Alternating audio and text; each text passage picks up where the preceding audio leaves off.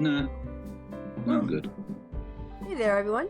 It's Kristi, and welcome to, which is probably going to be the last happy hour. Hold on, let me turn this damn music down. We say the last one. Don't make it sound like it's ending.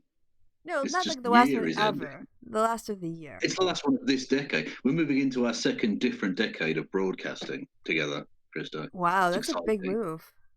I feel like we Well, should. it's inevitable, really. I mean, if we carry on, eventually time will catch up like that. Yeah, it is It's the a endless it's march of time. inevitable new numerical sequencing of time.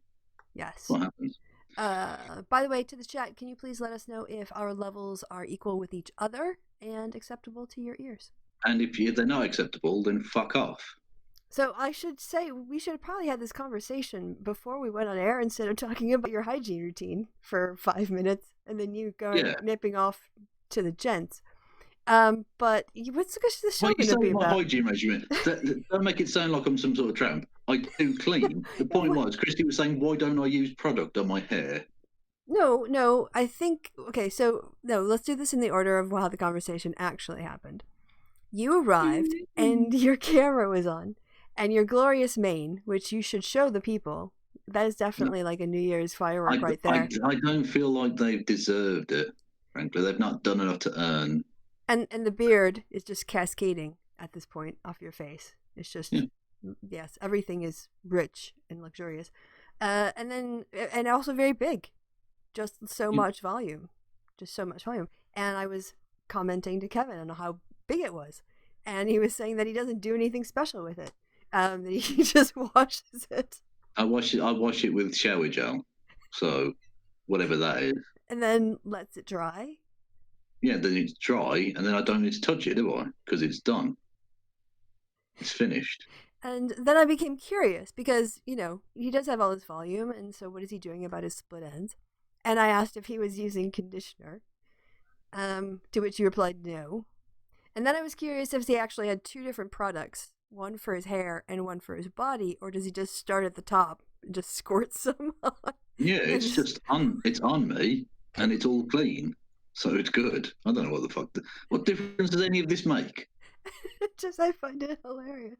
I've got skin on my body and hair on my head. That's all I need. As And long then as that doesn't change, as long as the status of those two things doesn't change, then none of my regimen needs to change. It's fine. I'm not saying you need to change it. I just find it. And then you mentioned about your product choice, which comes down to whatever that is, and what Yeah, that that is thing. is whatever gift you've been given that you're supposed to Yeah, use in a shower until yeah, the next time you're given a gift. Now, your yeah. birthday is in Because the people. summer, right? Yeah, well, just And before the summer. yeah, Yeah, yeah, and then Christmas, of course, is just before the end of yeah. the So it's year. perfect, equidistant. So I stock up.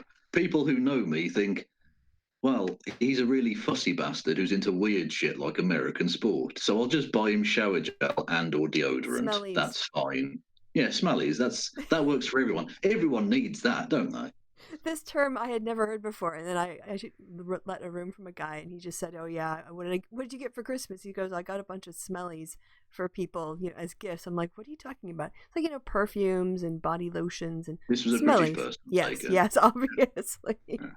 yes.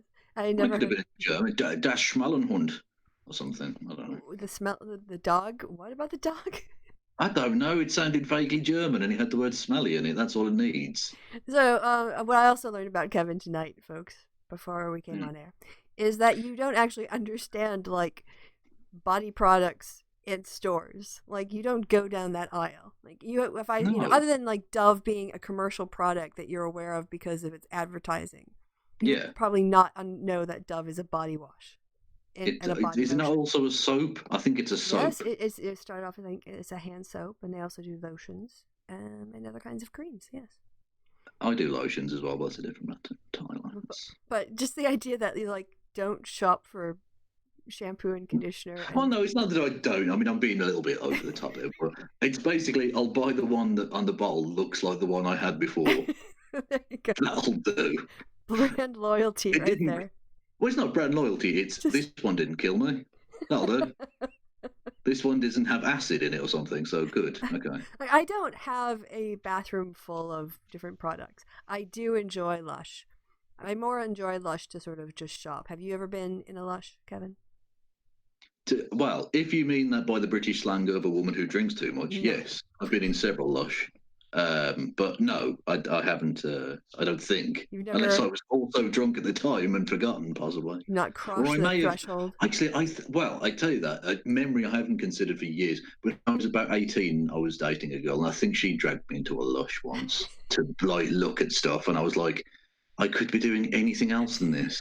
Kevin, when we finally meet, if I ever come to Birmingham and we actually do meet up, I'm going to Yeah, we spend the day together. I want to go to Lush. please don't, because I don't want to hate you, Christo. I I'm don't going to want to, I'm going but to you're going to like make me, aren't you? do the sea salt rub so you can see how soft your hands are. Sea salt rock. Okay, Oh my gosh, that's Kevin. definitely a masturbating metaphor or It's something. okay, so they come in these sort of, environmentally kind of Like I paper say, I've come in pots. a few lush, yes. And And it's this, I don't know why it's blue, but it's dark blue and it has rock salt in it.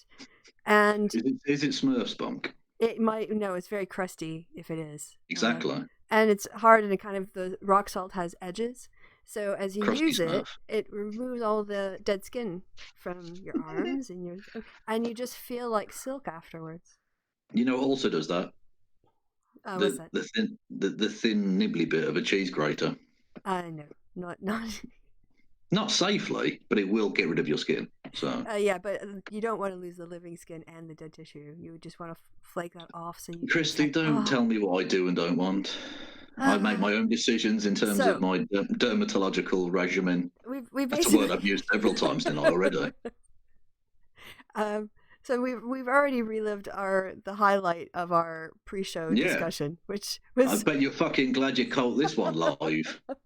so we were so busy having that conversation that I forgot to ask you, what did you want to do in the show? Um, I wanted to say that you're once, twice, three times a lady, Christo, Oh, because you've done three shows. That's the only reference that thanks. is too. Did you see That's the comment that was en- made about you entirely it. Honest. in my Patreon hangout after you came by and started a penis chant and I did. shouted Yes. spoon at I did. I patrons? did. I shouted spoon into the ether. Really, Okay. that spoon was for the room. All right. Okay. But someone said on there, like, Kevin's the distraction, Kristi's the main attraction. And I was like, that rhymes in a hip hop kind of way. That does. Hmm? That does. So I've And got that's and lyrical fans. altogether we're satisfaction. Haha. Boom. Yeah. So yeah, we're gonna do a show, and then we kind of never talked about what the show was gonna be about. I guess it could be sort of like a look back at the year, but Well, that's what I was thinking. Yeah, like what's highlights of things. Because something struck me the other day because I got a random comment. You know, you get a random comment on old videos from like, months ago. yeah. You think, well, you've just found this and left a comment. No one's going to read this comment. No one comes to this video anymore. Anyway, it was the infamous Kraut and Jeff stream, Oh, which because it feels so long ago. You know, that was this year. that get out. That was this year. Yeah, that was January the 2nd. What a way to start the year. Gosh, Good just lord. like Carol's election was this year too, wasn't it? Yeah, we had some fucking fun this That year. felt, Good yeah. God. I was actually just about to go. I'm looking it up. Kevin Logan. Remember the name. So I'm popping over to your channel. I guess I can screen share with you now. It might be more If you interesting to wish. look at than just my If you wish. avatar. Which No, it's a one's... cute cat. Oh, this was the right one. As you can see, with all the stuff I do behind the scenes, my OBS, my I live can't stream. see shit. Do I need to have the camera on or something? Or hang No, on. no, no. Oh no, I haven't finished yet. You were too quick. that's what. Yes, exactly, Krista. Yes, I know. I know. Anyway, I think I need to adjust my bandwidth, don't I? Why?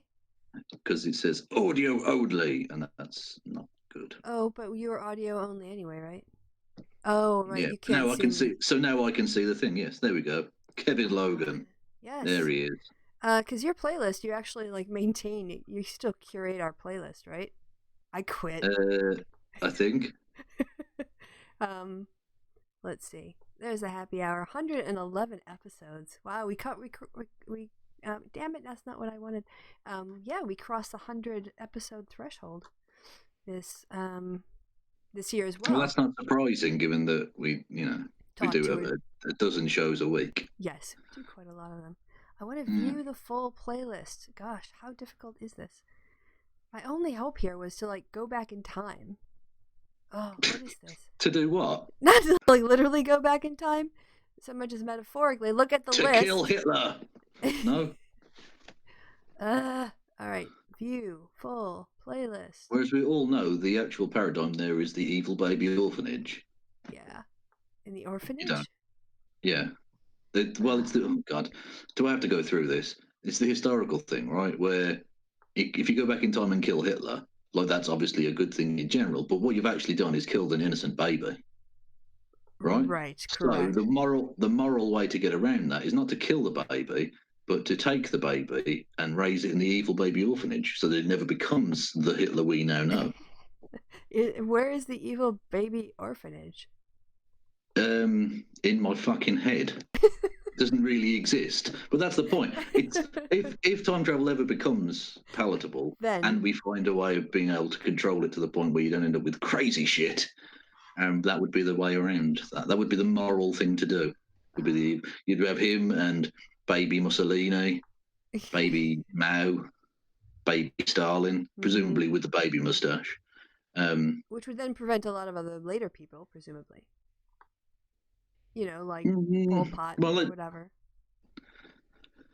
Yeah, I suppose. Yeah. All right, I'm scrolling back. How far?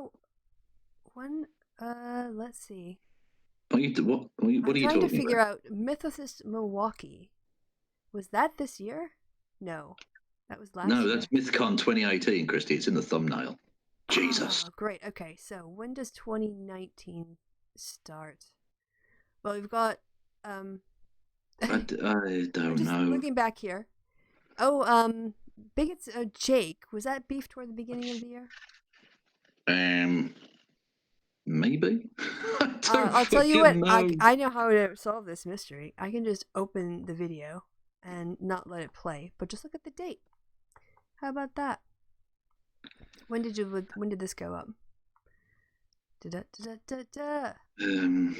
God, this is painful. Like I can't see the detail. Scroll down then, woman. Well, no, because it's a playlist. Scroll. It's all right. Oh, you're right. Thank you. August, still 2018. Oh, fucking hell. This was supposed to be fun, but I guess not. You took all the fun out of it. Hang on. Well, there's. I think we're. Oh, okay. The Ballad of Kraut and Jeff. There we go. Fuck's sake. Oh, there it is. Favorite moments of 2018. Yeah, and then the very next episode is something mental happened in 2019 already. Yes. Yeah. Yes. So what was the comment? And the Gillette advert. I'd forgotten about the Gillette advert. There we go. Yeah. So about the Kraut and Jeff stream. What was the comment that the person left? Did you even bother to read it? Sorry, can you remind me? Oh, it was some cunt. I deleted it. I don't fucking know. It was started off with something like, oh, libtard, blah, or something. And I just thought, oh, well, great. on, bye. Look, I'm not going to read your shit. Yeah, fair enough. Oh, yes, the Gillette ad that a bunch of people freaked out over. Oh, look at that. Roger Stone got arrested. Three pumps is enough. Yeah, 3 pumps is enough. What? I don't know, but I think that was the thing. Is that a thing I said? I can't remember, but I put it down as Confucius because everything on the internet is an absolutely accurate quote. Abraham Lincoln. Always. All right. We had Cog on, apparently. No, Cog versus Confucius. That's the other Cog. Oh, the other Cog, yes. Confucius. Cognitive dissonance. No. What was his name? Cognitive thought. That's it. Yeah. Not dissonance. Confucius. What fucking moron. Oh God, 2018 or 2019. Yeah. Then we've got Ethan Van Sciver, the feckless moron or whatever he was. Mercedes Lewis doing a bit of pedophilia. Wait. We have to kind of remember for some of these people, like I don't always remember all the details. I don't remember Kraut and Medicare, but that was probably leftover drama from the Kraut. No, they did a stream, if you remember, and we watched it live. And there was split cock jokings and things. Oh, right. Do you remember? And then I sent you that banana, which is that literally the thumbnail you can see there. Right. I sent that to Kristi, and that was funny. Yeah. Oh gosh. Okay, so then Ethan, what's his name? Ethan. Ethan Van Sciver. Yes, and it was that was to do with he was harassing somebody. Yeah, Right. Comicsgate, which is like Gamergate but for comics. Basically, is But the gist. did that go And anywhere? well, I had him on the channel for like 10 minutes, and then I told him to fuck off. Yeah, yeah. If I recall. That was quite funny because he seemed really offended that in the title of the thing I called him a Yes. feckless dickhead or something. And he was like, "Oh, that's very grown up." I was like, "Motherfucker, you spent like an hour chopping up Star Wars dolls because there was a woman. Like you fucking psychopath." Yeah. There's like some borderline Jeffrey Dahmer starting off shit. You mentalist. But I'm being rude to you. Oh, apologies. You might want to change that title before it gets. No. Okay. No, I won't be fucking changing the title. All right. YouTube can suck all of my fucking anuses. Okay. Thanks for playing along, Anyway. everyone. All right. Oh, we had Dusty on as well, yeah. Yeah, we had Dusty on. Sorry, I'm just gonna check. We're still going live. For some reason, I got paranoid. Yeah, it's still live. It still says live. Hurrah. Who cares? It's just us now. Yeah, look, I'm I still can't see surprised the anyone chat. watches this I've got shit. no feedback. All right. Oh, Turning Point UK. When everybody was trolling them. Oh, did you see the Turning Point USA thing over the last week? No. They had like a fucking get together, and it was like a weird. It was so strange. They like tried to hip hopify the Turning Point thing, and they had like they have all the people coming out to like fucking big booming bass line fucking music and stuff, and then like a little fat fucking prick would stroll onto the stage. What's his name? Glenn Beck. Glenn Beck came out to like some hip hop shit, and I was like, "Am I fucking high? What is this?" Oh, how did I miss this on the Twitters? And then oh God Almighty, Donald Trump. Please, you have to look it up now. If you can, either on YouTube or something, Kristi, just type in like Donald Trump entrance video to the TPUSA or something, because it's the most ridiculous thing you'll ever see. I don't even know how to describe it. It's like an intro video before he walks on the stage, and it's so stupid. I hope you can find it. Donald Trump Jr. Trump entrance. No. Oh, Junior. Trump entrance. That's just a big anus. I'm trying to type in a very dark room. So, entrance. Turn the fucking lights on. You live in a first world country, Kristi. This is Alexa, not acceptable. Bedroom lights at 60%. Okay. So you think she's using the Alexa machine, and she's actually just got a slave? His real name is Janice, so it's quite rude, Kristi, really. All right. It just went here to the Googles. All right. So I'm going to cover you up. And this screen is a mess. There's like videos everywhere. There's a floating turn me off when you don't want to screen share anymore. Okay, massive Trump intro. No, that's President Trump. No, it's definitely his son. October 15th. Go to videos. Is this from October? October? Was it in October? It wasn't in October, was it? I don't think so. No. Oh, check the chat. Someone will have it in the chat, I'm sure. All right, come on. People, didn't the serfs upload something? Yo, it'll be on the serfs thing, yeah. Go onto the serfs Twitter and find it there. Because it is, I assure you, it is really ridiculous. But it's so funny. We shouldn't have the same problem, hopefully, that we have with Skype. Hopefully not. But I reckon we will, because fuck Twitter. All right, search. It's not a boat. Have you got a boat as your thing? Yeah, it was when I was in Dundee. Serfs.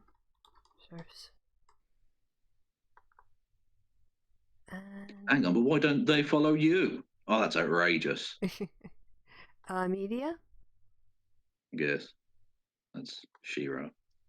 Oh, yeah, the quartering went off on one about women. Yeah. And so Fane poked fun at him, and he just went off on the guy. We're back 22 hours ago. Yeah, this would have been like, I don't know, 3 days or something. Okay. Where are we? Word of the Rock. I don't know the I don't know the reason for many of these videos. So all these gifs. Oh, is this it? Oh well, no, that's Glenn Beck being mental, Okay. which we can also look at if you want to. The thing is, I have to do old school hangout with an external speaker. So sorry for the violent, sexy dancing there. What is going on in his pocket? All right.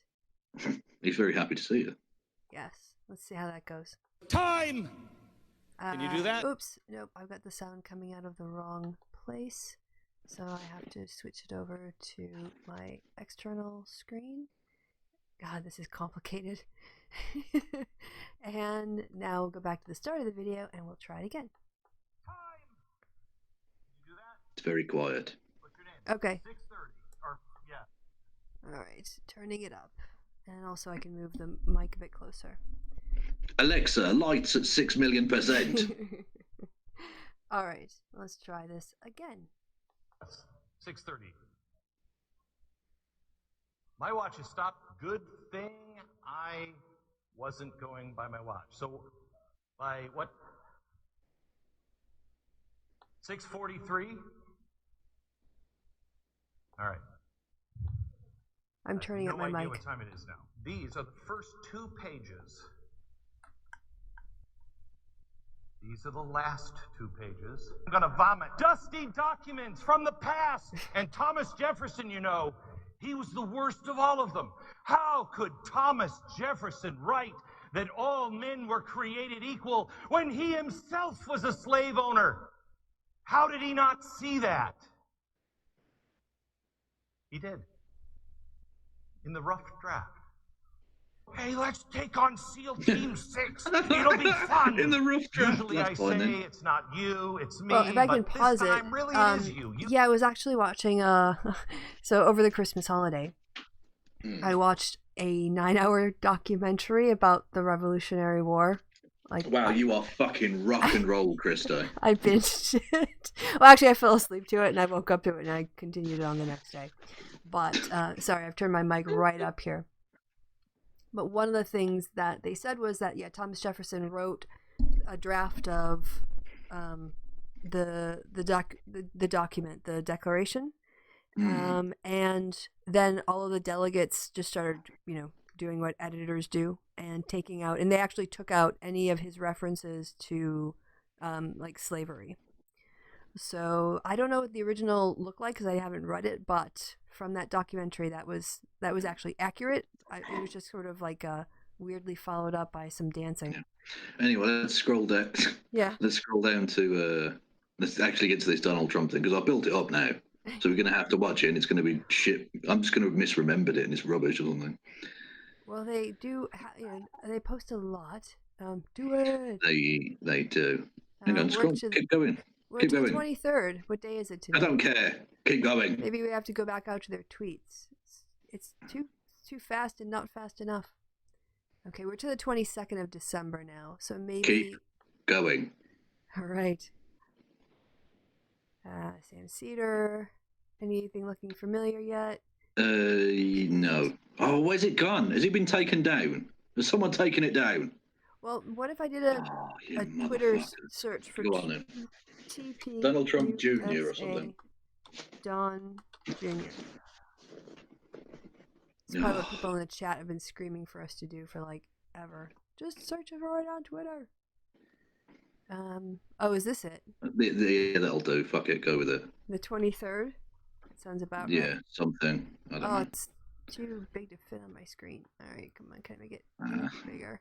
You have to crane your neck to see it end to end. I think Yeah, it's a reference that me and you get, and no one else. All right, let's hear how this sounds. Oh, I'm gonna move the mic much closer this time. All right. Oh, fuck you, video! Don't blow up now. What are you doing? Oh, I can go down one more. That'll make it better. Okay. Now hopefully we'll see everything. Guess what? Oh, he didn't. He doesn't come into Queen. Oh. But Freddie Mercury was so gay, and he's such an asshole.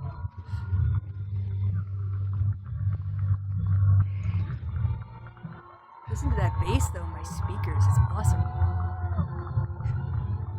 Well, Kristi, I've always said you are all about the bass. About the bass. I am. What a wanker! Yeah, I thought it was funny that they came in to an intro by Bisexual African. That's good. Classic. Alright, hold on. I'm going to move my mic. Because little known fact, everyone thinks Freddie Mercury was British. He was born in Zanzibar, modern-day Tanzania. Yeah. As indeed, believe it or not, was Richard E. Grant. The British actor? Yeah. Oop. Sorry about that. And you know Freddie Mercury's real name? I don't. What is Farouk Bulzara. That's not Freddie Mercury. Well, yeah, that's a stage name, Kristi. Are you aware of that? Yes, I am now. Are you aware of that, Mohammed? Who? That's Kristi's real name. All right, so back to our walk down memory lane by going through our own show playlist as curated by Kevin. Let's see. Oh, Kermit Peterson goes to Kangaroo Land. Yeah, that was fun. Do you remember Milo bitching at him? Oh yeah, he went live and just like, you were a sellout and you did all these things and you're a terrible person. You're a piece of shit. Basically, yeah. And I'm awesome. And now everyone's like, you're both pieces of shit. So, you know. All right. I feel better now. Thankfully, they're both unemployable now, so that's good. Agreed. Okay, let's keep it to there. All right. I'm trying to find a way to have everybody on screen, but it's difficult. Sargon versus Destiny, a debate. I vaguely remember that. Yeah, because we're still, this is going back to like February, so. Ages ago. Yeah. Peterson, Molyneux, Sargon, and Ivan Shady. Oh, yeah, we had Ivan Shady Experience on. Yeah. Fucking hell, that was this year. Oh, my God. It felt like years ago. It is so strange. Time on the internet just doesn't have... We love you, Kiwis. Oh, yeah, because there was a brutal slaughter of people in New Zealand. Yep. And guess what they did, America? They decided to take, reasonable action against guns and stuff. Mm-hmm. But then turning a major emotional corner from that tragedy. Then Carl declared his candidacy. Yes, which is fun.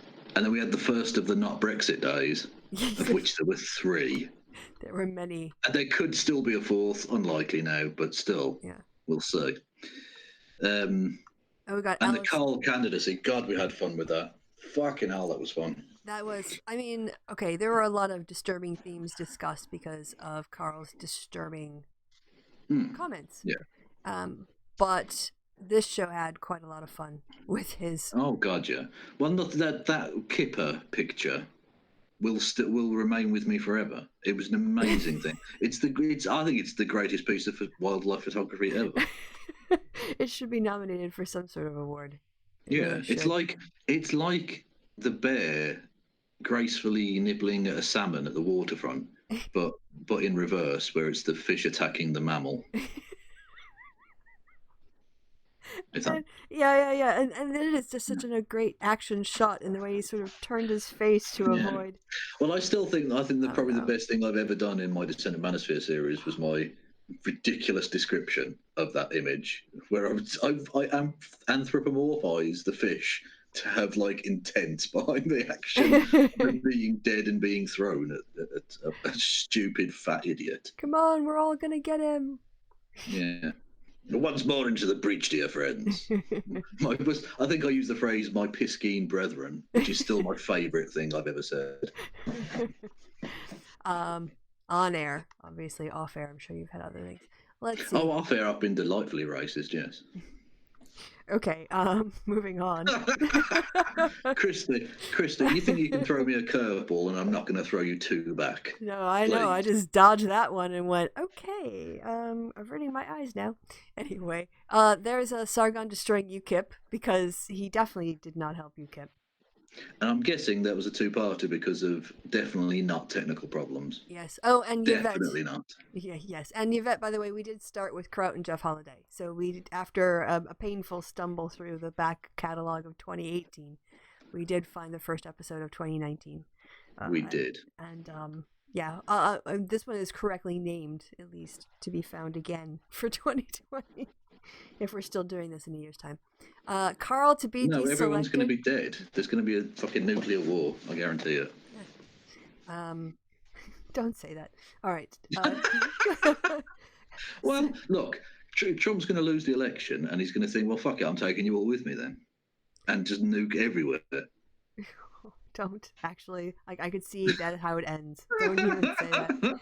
Because tantrums from a man baby on Twitter are not so bad when they've got nuclear codes and no reason to live anymore. We're all fucked. Yeah. You asked me to stop twice, and I haven't. No. That's no, I'm not going to joke about consent. All right, so now we're going to get into we're going to get into I was just talking about nuclear holocaust. You took it to a weird place. Yeah, I took it to a darker place. Yeah, I went there. All right, so now we're going to get a whole bunch of Sargons running for office titles, which are going to be hilarious. We had a happy hour with Steve Shives. Oh, yeah, we did one with Steve. That was a lot of fun. I think everyone enjoyed that one. Yeah, and then when Carl got investigated the first time by the police. Yeah, because his candidacy was so great, he got investigated by the police twice. Yeah, yes. Twice. Dos. Then he got milkshaked. Again. The Kipper. Couple of times. The Kipper picture. Yeah, it is. Look at that. It's the one trying to bend its way around the hand, the chubby little hand, and the fish is saying, "Now fuck you, bro. It's gonna be I'm like a going high to slap jump. you in the face." I'm coming right. You think you can fucking stop me, bro? My gills will make fucking connection with your chubby chops. Okay. Then the next one is it's all right. The next one was that picture was my muse. It inspired me to greatness. Oh, you should put our picture as the faces of the fish, and put it into the mix for the happy hour. I think I did something like that on Twitter, and we're talking like 2 accounts ago now, so God knows. Yeah. All right, then we had the horse, a tale of milkshakes and horse shit, because they got. We are dumped. A classy show. The dumping of the horse shit, which eventually did become a launching pad for another joke that we do. Well, you say a joke. It's not a joke we do. It's a joke that Rick Perry does. That's not a joke. It's a thing. Right. No, he did. He said that in that cabinet meeting. Yeah, he did. That was a 3-hour. Which was weird because they were talking about housing, which I don't know what's he talking about. Brought it up randomly. Yeah. So the one with. I agree. We should invest more in sanitary things with the plumbing and stuff. Yeah, absolutely. And did you know this random bloke likes to wank with horseshit? Warm. Apparently. Well, no. Well, Donald Trump went. Well, is it warm? Is it warm? Because I know the bloke with the best warm horse manure in the world. It's the greatest horse manure ever, Bigley. That's a thing he says. Probably. Anyway. Oh, yeah. Then he got mentioned. Oh, fucking have I got news for you. Amazing. And again, not in a good way. No. Not in a good way. Well, when I was on with him the other day, it just occurred to me. I got another little jibe in about him when he was going about not apologising. Mm-hmm. And he said, well, he worked for Trump. I said, did it work for you, Carl? Did that work out well for you electorally? Yeah, good times. That was fun. Good times on the show. Indeed. Then we've got this. We did a show with Cog about Carl killing UKIP. Dave Rubin. Cog's just there now, isn't he? Cog just exists. Yes. In our sphere. Yes. John, don't get me wrong. He's very, very welcome. It's just weird because there was a time when he wasn't there, and now he's there, and I don't know when that started. I think it's your fault. Is it?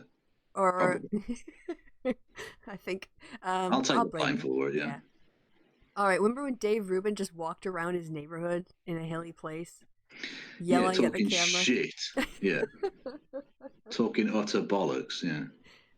Was that when he started he was taking money from someone or something? I can't remember. Yeah. I know was he having a go at Anna Kasparian? No, I can't remember why he was upset. Was he mad at Twitter? I can't remember, but he was probably going on about triggered snowflakes or something. Yeah. So. I just remember him walking around just talking to the camera. The Adpocalypse 2.0. Don't remember what that was about, really. Well, that was the Carlos Mazza thing, wasn't it? Oh, Remember, right. Yes, because yes. Stephen Crowder was calling him a lispy queer, which Yeah. apparently is perfectly fine, but me calling War Corps an idiot and a dickhead, unacceptable. Unacceptable. Oh, and did you see, talking of current events, the President of the United States retweeting the name of the whistleblower? Yes. Yeah. He Apparently deleted that it later. doesn't, well, even so, Yeah. apparently that doesn't break the terms of service of Twitter. Nope. Oh, okay. Oh, and Fuck you, Twitter. he retweeted someone who had a meme of like Jesus with suitcases under his arm, and the top of it said, Barack Obama kicked me out, and then the bottom said, but Donald Trump welcomed me back. Which is ironic because Donald Trump has blocked a lot of people called Jesus from entering the United States. Mm-hmm. Quite a number. Mm. All right, New York Times on Faraday Speaks. And yeah, the former Nazi guy who's now like a leftist chap, Faraday Speaks. And do you remember they made the front page yes, of the New York Times with the various people, including Carl, and like Black Pigeon Speaks, and basically internet fucking right wing scum. Yeah, and they were all sort of on the front page. And Stefan Molyneux was like, "You're trying to get me killed." What? No, they published an article about you spreading hate on the internet. I mean, anyway, yeah. So that happened. Yep. This Black Pigeon Speaks, Milo accusations, and I would assume Jordan Peterson would be the rest of that. Oh, no. Probably. I don't know what that is. Laura Loomer versus Lauren Southern. Oh, remember that? Oh, yeah, this was You're a Slut. No, You're a Slut. Yes. Fucking rantings, which was a lot of fun. Because, I mean, they're both awful. God almighty. And not just that, but Laura Loomer seems to want to be running for public office, basically in order to get her Twitter account back, which is amazing. I mean, what a thing to run on. Let it go. Let it go. I mean, seriously, woman, you're never going to have a Twitter account again. Ever. Or just do what I do and like take someone, well, say take it, I didn't steal it, but ingratiate yourself with people who are better than you, and then they'll offer you an account and you can use that instead, which is not at all what I'm doing, honest. Nope. You're not doing that in Minecraft. All right. No, I'm doing it in real life. The Croutending Take 2? Yeah. I don't remember that. Two half cocks for the price of one. That is still a solid meme. Rationality Rules is transphobic. Oh, that's when the whole Rationality Rules thing was kicking we had off. Essence of Thought on, who's still awesome. You should go and subscribe to them. Definitely. Unlike me and Kristi, they actually do content. They actually make things for their channel. They don't just sit around and talk. In 2020, I'm going to get back to that. I'm actually going to start making videos again rather than just doing streams. Yeah, my next year's workload is so much easier than this one's. So I might actually, I'll have time. And I've got stuff on my phone, like a lot of apps. Not a lot of apps, but a very good app for editing videos. Oh, Andy No and Milkshakes. Milkshake Lies. And Michael Shermer is trash. Michael Shermer is trash. Which, I mean, that is definitely true as well. Yes. Do you remember Andy and No lying with about them putting concrete in the milkshake? Yes. What a piece of shit! And just in case anyone's forgotten, he provides kill list for Atomwaffen. That's the kind of person we're dealing with there. Yep. Tommy Robinson goes to jail for the millionth time and other stuff. Well, we talked briefly. We're going to be doing the December 2019 Let Them Eat Kek and the Kekkies, the 2019 Kekkie Awards, on hopefully New Year's Eve. We haven't firmed up the dates yet. I'll get back to you.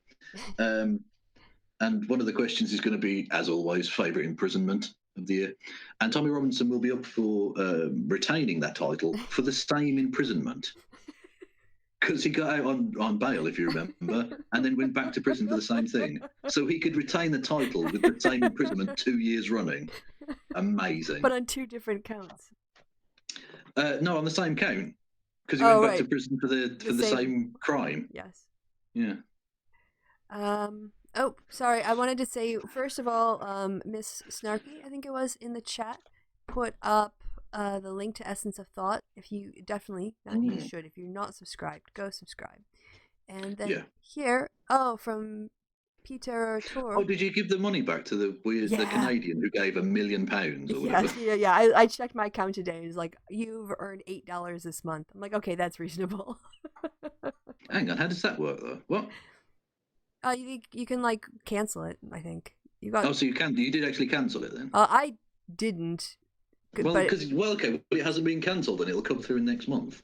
No, it would show up. It would show up in this month's.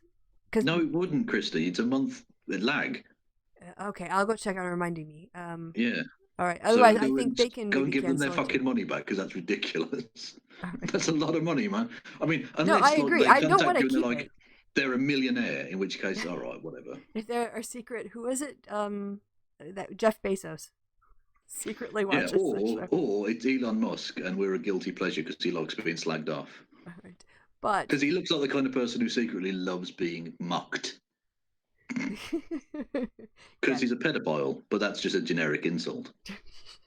The mass murdering rapist, just a general insult. Yes, Kevin's just going to use that. He's a fucking pedo. General insult. Anyways, yes. So to P, I'm so glad I found you guys this year. Thank you for so many fun, happy hours. Here's for a cup of coffee for you both, or at least that's about a price for 2 cups of coffee in Norway. XO, kisses and hugs, kisses and hugs. So thank you so much, and I'll buy Kevin a coffee or a beverage of his choice. Well, we don't know how Norwegian krone 100.00. Is that, I mean, enough for 2 cups of coffee? Is Norway cheap? I think it would actually be way more expensive. We might be able to get 4 cups of coffee on that if we go to McDonald's. Well, I'm not going to McDonald's because they are garbage. But you can keep that one. Don't delete that one. Okay. Because Norway's had it sweet for too long. We need to take money from Norway. Where's this coming from? Where is this? Well, Peter Sweden lives there because he's such a Swedish nationalist. So we need to fuck Norway. Oh God, seriously. Where's your logic? Where is your logic with Norway at all? You guys. All right. Oops. I need to be able to see these. There we go. All right. Yeah, get some Chopsy and Rory Cat treats. Let's see. You and me versus the world. Talking of Chopsy, just before I started, for some reason, literally the wires weren't moving. He decided to start attacking the wires on my computer, and I was just like, "You fucking weird little fish." It's so strange. Be like, "No, mine. Entertain me." Yeah, I don't know. I mean, they're both weird, but Chops is weird.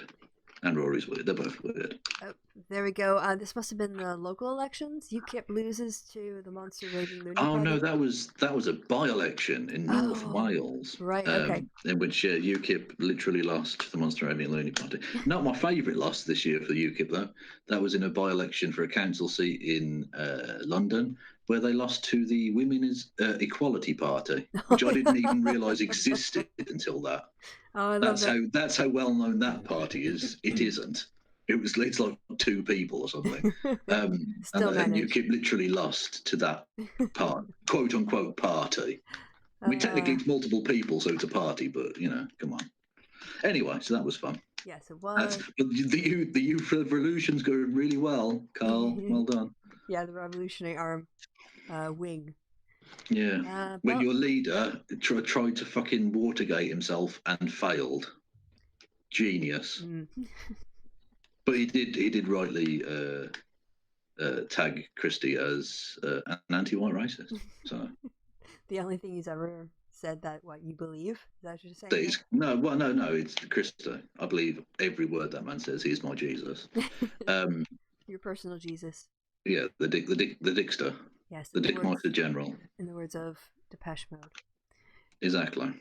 We've got the defense of white supremacy here. Sargon defends white terrorists yet again. Yep. That's Tucker Carlson being garbage. Yep. And Carl was still being garbage. Shapiro Fruit face theory to the next level. I can't even remember that. I remember fruit face theory, but I think that might have even been last year. Yeah, I have no idea. Oh, was it about strawberries? I don't remember. I don't know. I don't know. Oh, Dangula and Sargon went on Alex Jones. Yeah. Oh, here's another story about Brexit. Britain is fucked. Britain is fucked. Well, I think that must have been when Bojo took over. Oh, yep, that sounds about right. Hercules versus Antifa, and more Brexit fuckery. Candace Owens getting BTOFO'd. Oh yeah, when she just got owned on stage by T.I. No, by Ty. It's Thank Ty. you, Ty. Let's see. Boris Johnson and Candace Owens are both lying cockheads. Which again, definitely probably need to change that title.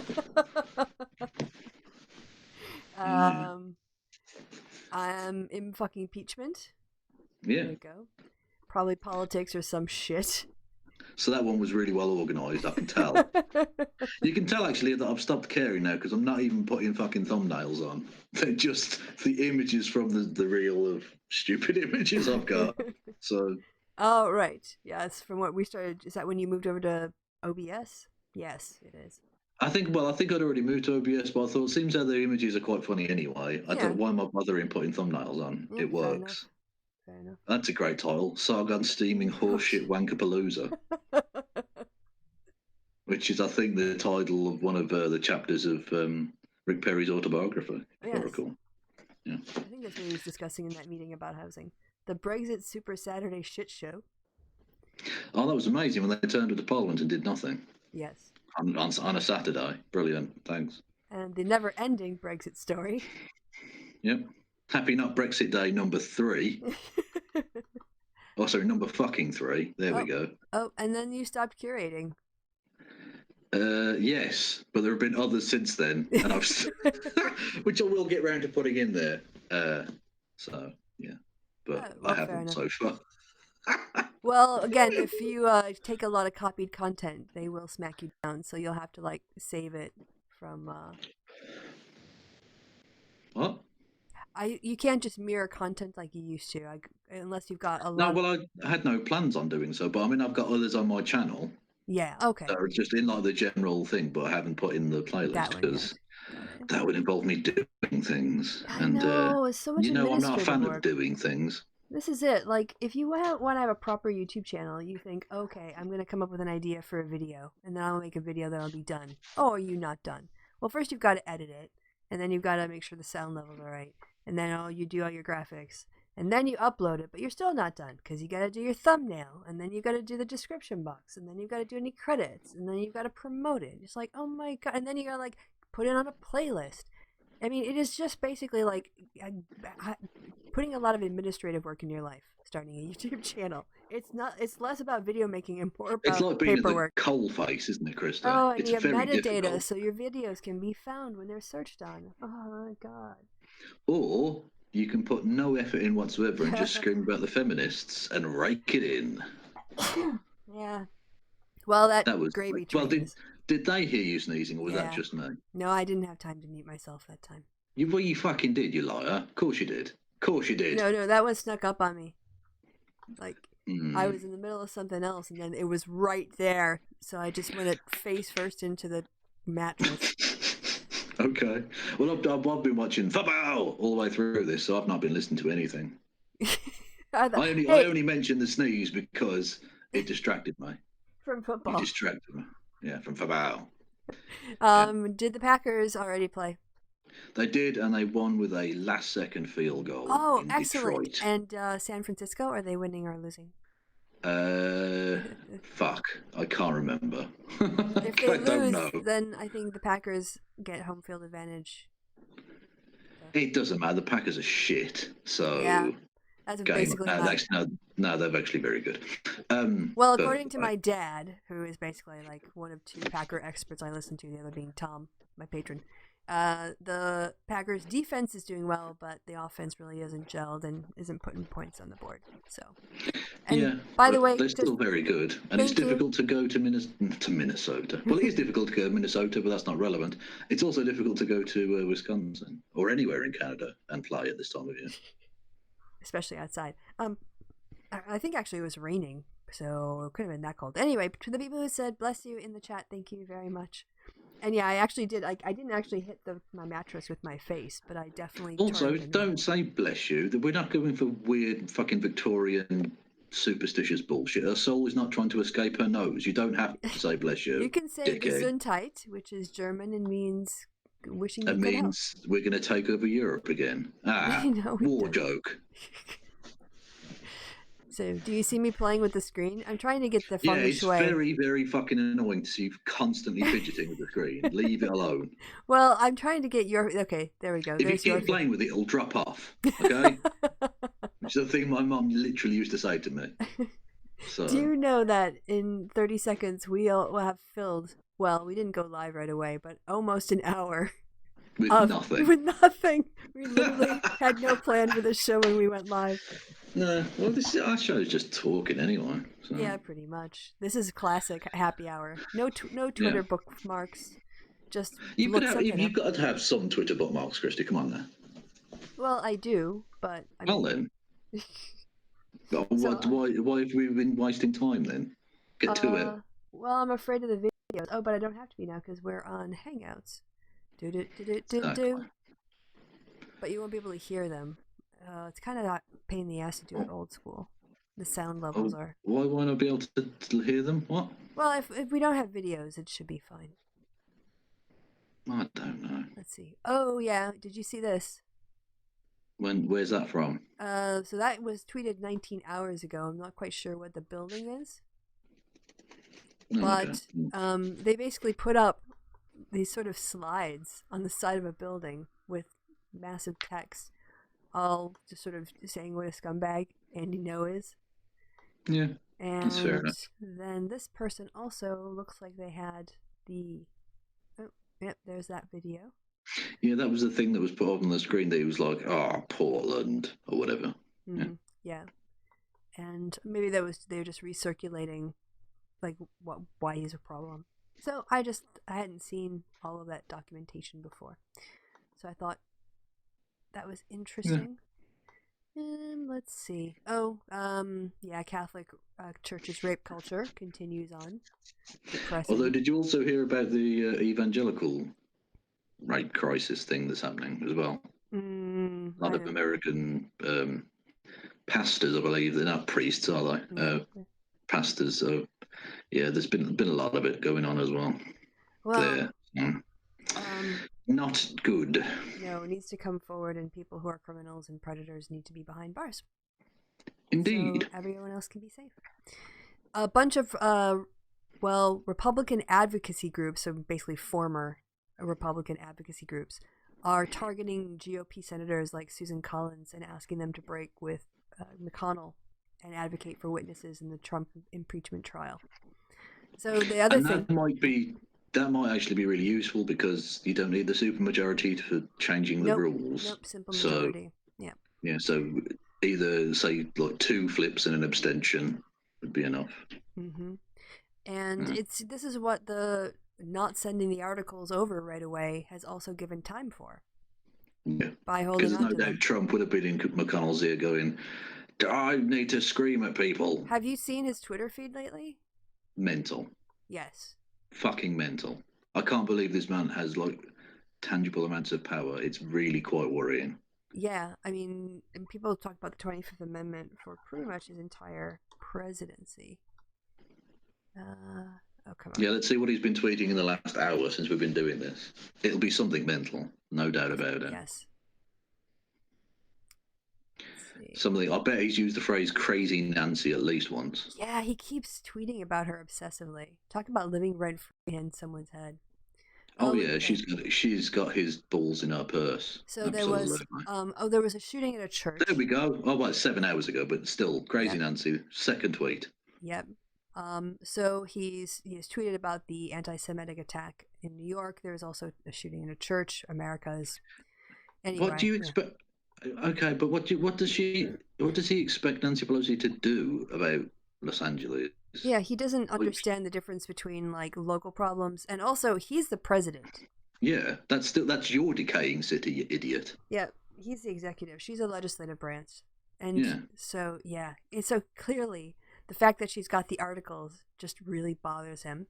So that was 7 hours ago, and an hour before that, he He's tweeted now about her again. retweeting himself, Yes. asking crazy Nancy, any answers, Nancy? By the way, it's any answers, comma, Nancy. I'm just happy he didn't. It's War Corps the president. Fucking hell. Oh. How is that not targeted harassment, by the way? Yeah. So yeah, then he starts trashing California and New York. Surprise, surprise, states that will never vote for him. Yeah. Which, by the way, New York's your what was it, decaying city or whatever. Yeah. That's literally where you're from, idiot. You've got this stuff going on in Florida. You say a great video. That's just a van driving around. It's Donald Trump dressed up as Santa Claus. Did you see the side of that van? Oh, Jesus. Wait till it turns. Well, that has to be like... It's making a right turn. Is it blasphemous or what? Not blasphemous. Irreligious or whatever. Yeah. I don't know. It's just vile. There. See it? Oh, fucking hell. That's weird. But also, how is it a great video? It's literally just the back end of a van driving through the streets. So here he is retweeting random people doing a Trump thing. Okay. Mm-hmm. Now he's... What's this? The wages for typical workers are rising at their fastest rate in a decade. And he's like, thank you, Joe. So good for our workers. Raise the minimum wage then. Let's see. I'm not sure that's actually true, but whatever. Okay, something about someone being deported. That he's retweeting Rush Limbaugh going off. It is. It's War Corps the fucking president, man. I want to see that Jesus thing. When is that old prick gonna die? Fuck's sake. Sorry, go on. Some rando who is probably a troll account. Oh my gosh, followed by 23,000 people. Says we will definitely have some. 18 times. I'm gonna go back to her. Married 18 times with 1 million children. What? I have no idea. That can't be true. But what does she mean? What? So where are the Huskies and the Blackhawks? Is that Minnesota? Michigan? Well, ND. Notre Dame Fighting Irish. MU Golden Eagles. Don't know. NIU. Massachusetts maybe or something. Illinois. The Blackhawks. Aren't it Chicago? That's Blackhawks? Chicago. Yeah. Yeah, but NIU. So there's a weird. There's a kind of New Englandy feel to some of it going on there. But I don't know. Okay, well, except the Chicago bit. Anyway. Yes, okay. This woman tweets out, no president will ever be as great as President Trump is today. And he retweeted that crap. So, okay, but if I can just extrapolate from that for a second, that means that Donald Trump's getting worse as president, is what she's saying. Yeah. Because he can't be as good as he is today. So he's going to only go downhill. So he's basically getting worse as president. Okay, thanks. That's a weird giving with one hand, taking with the other. Juliet, you crazy, crazy fuck. Now he's just like retweeting people he doesn't like or retweeting people who are saying nice things about him. He's thanking Rush Limbaugh. He's going after California and New York again.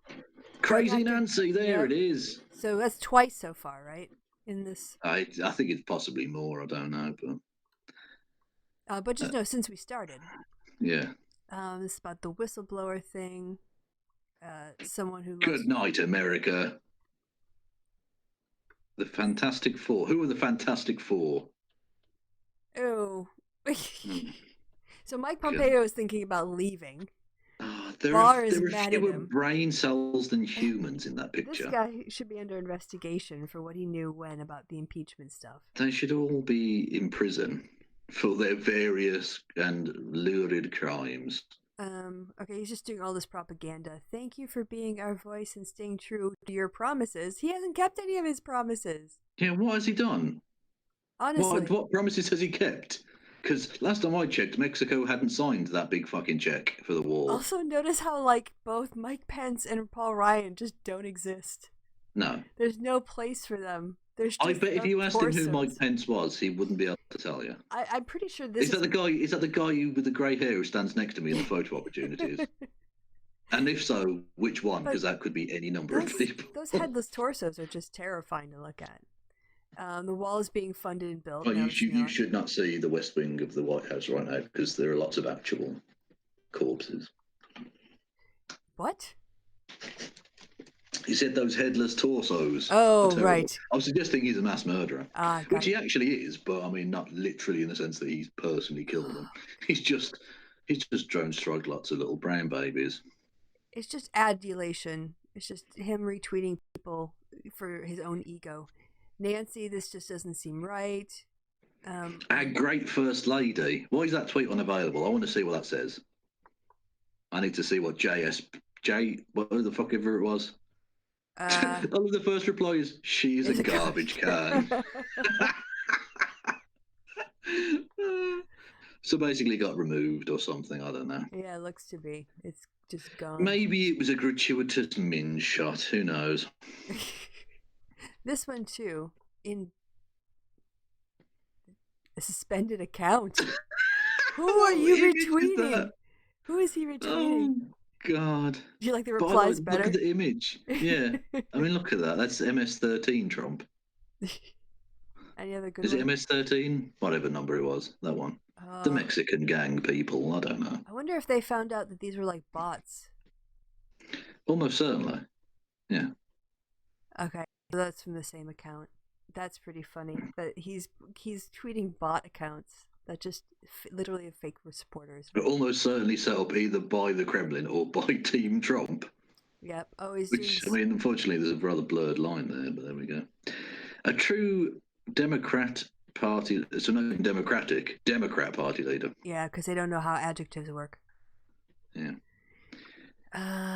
So yeah, he's just been tweeting out garbage, like literally just stuff to make himself feel better or to rage against the world. Yeah. And this is, Joe Biden here is giving a speech at a public forum about a foreign policy he helped enact.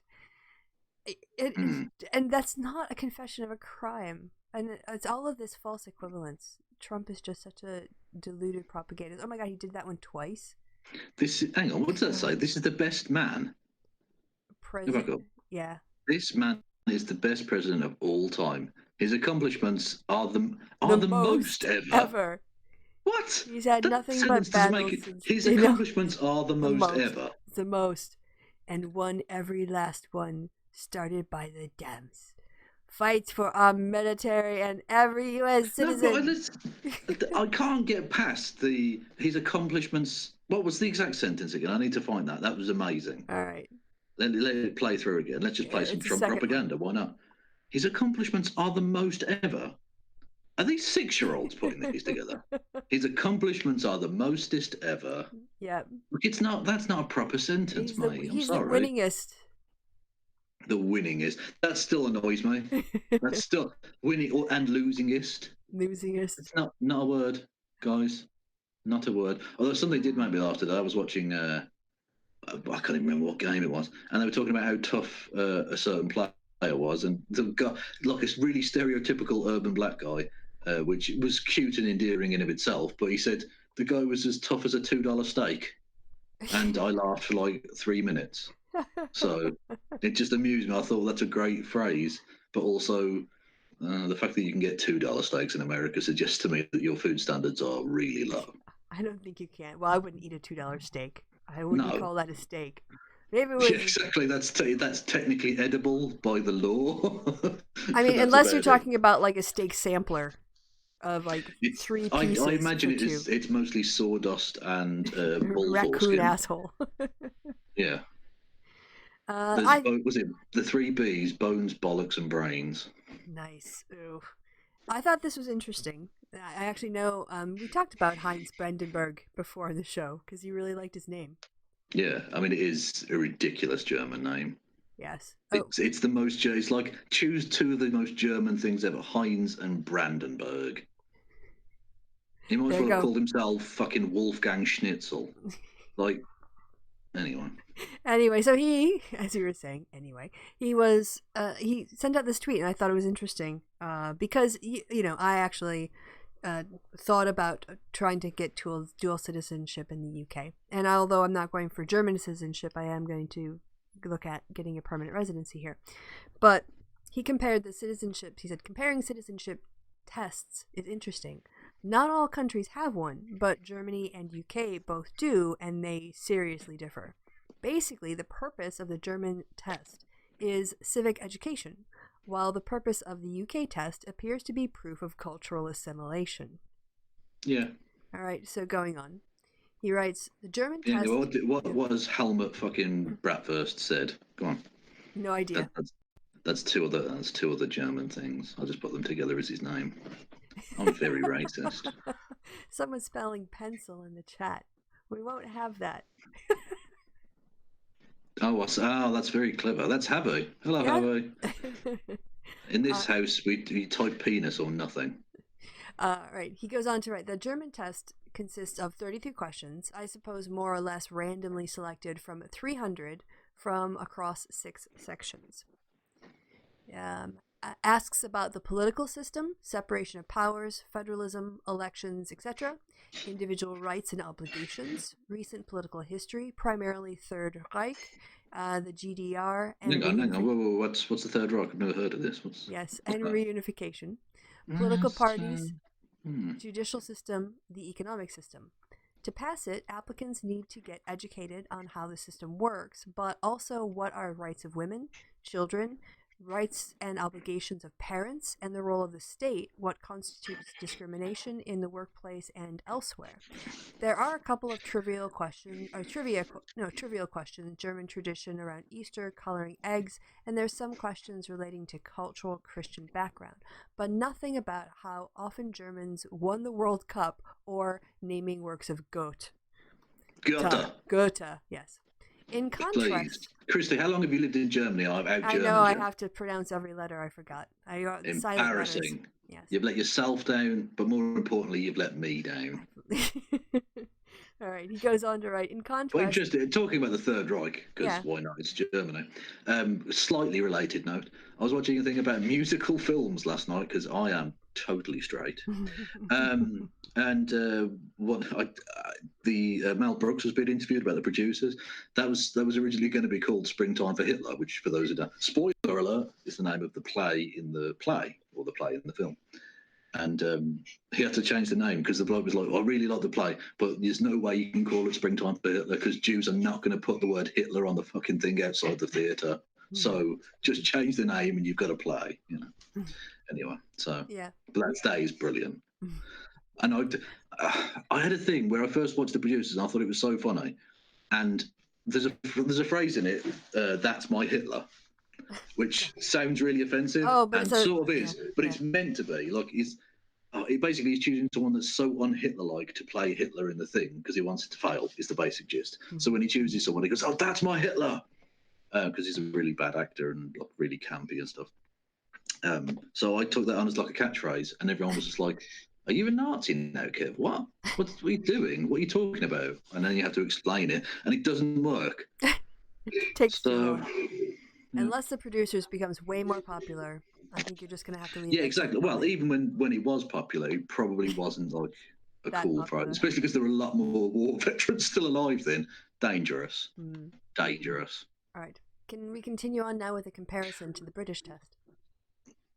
You can, but just one more thing. A friend of mine, older than me, said that he knew a guy who was in a band called Belson B, obviously named after the concentration camp. And they were like a punk band back when punk was like a thing in the late 70s, early 80s. And he said that he got beaten up by like a war veteran who was one of the guys who liberated one of the camps because they were like taking the piss, basically, making a mockery of it. And he had to basically explain to him, look, if you're going to like play the Nazis are so edgy, man, then yeah, you're going to get beat the shit out of. So that's not a modern thing, people. Antifa, the guy who punched Richard Spencer did not invent that. Just saying. Yeah. Back decades. I mean, in many respects, the first Antifa, stormed beaches on Normandy and things. Just saying. All right. In contrast, the British test. We're back to the citizenship test again. No, do we have to talk about Britain? It's shit. It's fucking dreadful. I hate it. Contains a minority of questions about the political system. And Britain doesn't contain minorities. Don't be silly. We're all white. And if so, it is rather about how often do we have PMQs rather than the constitutional role of the House of Lords or any such thing. Most questions are either about ancient history, okay, not ancient, Trafalgar, the Norman Conquest, okay, that's ancient, Boudica, Bonnie Prince Charlie, etc., about identifying works of Shakespeare, about names or numbers of kings, or where Anne Boleyn was executed, or about sports. When was golf invented? Tell me about Boudica. I can tell you about Boudica. Oh, you actually can? Okay. Yeah, because I thought live it in might be one Colchester. that threw you. Well, yeah, but I mean, you didn't live there that long, and you didn't like study history, did you? So I thought, well, maybe. Well, I lived there for 8 years, and I went to the castle. And yeah, no, Boudica. She wasn't a kicked ass. castle. Don't be silly. No, but she did Storm the Temple of Claudius, which I was a big fan of. I Claudius. I've already talked to you about the connections between. Like, It's iClavdibs, please. yes, and let me finish. All right, or about sports. When was golf invented? Or what sport Yesterday. What sport is the Grand National? What sport is the Grand National, Kristi? It's a horse racing sport, but it's not a sport because It's not. No, it's Well, horses. for the horses, it's a sport. Yes. For the tiny people on the backs of the horses, it's just a really cruel thing that ends up with the fucking bolt gun of mercy every year. So, yeah, they should stop that. You know, can I just okay? Let me finish this off, and then I want to see if I can keep that thread about. Oh yeah, the Revolutionary War thing. Anyway, so he finishes about citizenship. He finishes by writing, "It is about citizenship only in a very symbolic sense. It is about culture, customs, and history with a strong emphasis on things relating to national pride." So I thought that was very interesting. I'll be honest, I think I talked all over it, so you did no one learned anything there. No. I like disc golf. I played disc golf before. So right, with Boudica, the whole thing about the Romans, her husband and her family were actually like allied with them, and then the government changed, and the new guy came in, decided to be a jerk, and like killed her husband and humiliated her daughters. Davius Maximus. His major assholius. And yeah, she went, and her honor was ruined, her pride was ruined. She was humiliated in front of her people, and they all rose up and they marched on What's was at the time. What's the name of her people, Krista? The Iceni. Oh my God, she knows stuff. You're not American at all. You should take your fucking passport off you. I tried, but they, I wanted to stay in the UK. But I mean, actually, I'm kind of glad I got out now. Anyway, yeah, she marched on. Well, you need to get back in. If you leave at the wrong time, you won't be able to get out again. We're going to build a wall around the entire. Imagine that. Fucking hell, what a wall that'll be. You might need to with all the rising seawater. Yes, that's true. But anyway, she led an army against the town of what is now Colchester. I can't remember what it was called at the time. Calamadulum. Yes, thank you. I guess too many syllables for me. Yeah, it was the ancient capital, actually, before Londinium. Yes, and partly because she burned it to shit. So the citizens, who were mostly retired Roman soldiers, like older, like, out of fighting stuff, life. Oldius Maximus, yes. Bladder Pisius. And their wives and kids, they all huddled in the Temple of Claudius, and she burned that shit to the ground. They all died. Yeah, people, whenever you hear shit like that, you think, fucking hell, man, people were rough. God damn. Like, people were just like, oh yeah, we just slaughtered a legion. What? That's fucking thousands of people you just murdered. Yeah, and so were here. They were here, and we didn't want them here, and they wouldn't leave, so we killed them all. Blew the Romans' mind, and I think they sent 3 legions up. And even though she gathered a lot of people, the discipline and professionalism of Roman military won out. Yeah, well, Britannia was never really like that. I mean, the Romans controlled much of it, but it was always pretty tenuous at best. Yeah, I think it was easier, and obviously when people had adopted the Roman way of life in the south, I think it was a little closer when there was more trade, and the farther north you went, I think the less, and obviously. Indeed. And the border between England and Scotland is not Hadrian's Wall, by the way. That's entirely in England, because it wasn't meant to be like a border wall or such. It was just this. We can control this bit. And then after that, who knows? Yeah, so anyway, that was kind of linked back because in watching that 9-hour series on the American Revolutionary War, which must have felt less long than this conversation in some places, but one was, I hadn't realized the extent to which slavery was just pervasive throughout the Revolutionary War. Just the issue of slavery, like when you learn about it in history, it's kind of like, you get to slavery, at least for me, it was like a chapter. it wasn't a theme that came up in every stage of things. Like in terms of there being free slaves and then sorry, not free slaves, free black people. Yeah, I was about to say that's sort of there's also there were freed slaves, tautology. but there were also there were free black people who had been free, people who were indentured There are also servants. some married bachelors by any chance? Probably. Yeah. But the issue of arming black people and arming black men was something that they just rejected all the colonists until like the very, very end, when Rhode Island sent slaves as soldiers because they didn't want to send any more white people, I guess. Most of which wasn't an island. It's a lie. Yeah, Rhode Island is a lie. It's just a social construct. The way that the colonists, basically the white guy American colonists, they couldn't ally with their slaves. They couldn't arm their slaves because they knew that they would turn on them, and they couldn't ally with the native population because they had been skirmishing with them. And so there were that's the thing. If you fuck over everyone, they don't want to be your friend. Exactly. I mean, and the whole element to which it was the sort of like, and then of course there was white people fighting each other for power too, but it was this sort of like little ethno-state in some ways. But it was a slave. It wasn't an ethno-state because it was racially mixed, but it was a white supremacist, sort of state, and how that tactically impacted on the Revolutionary War, to me, like, had never been brought home as well as it had been in this documentary. Can we just clarify, when you say Revolutionary War, you mean the treasonous insurrection against the rightful leaders of the colonies in North America? Yes. Yeah, and can I? And you know how a lot of your British generals handled being sent over to the New World and being charged, and so many of these guys got in trouble.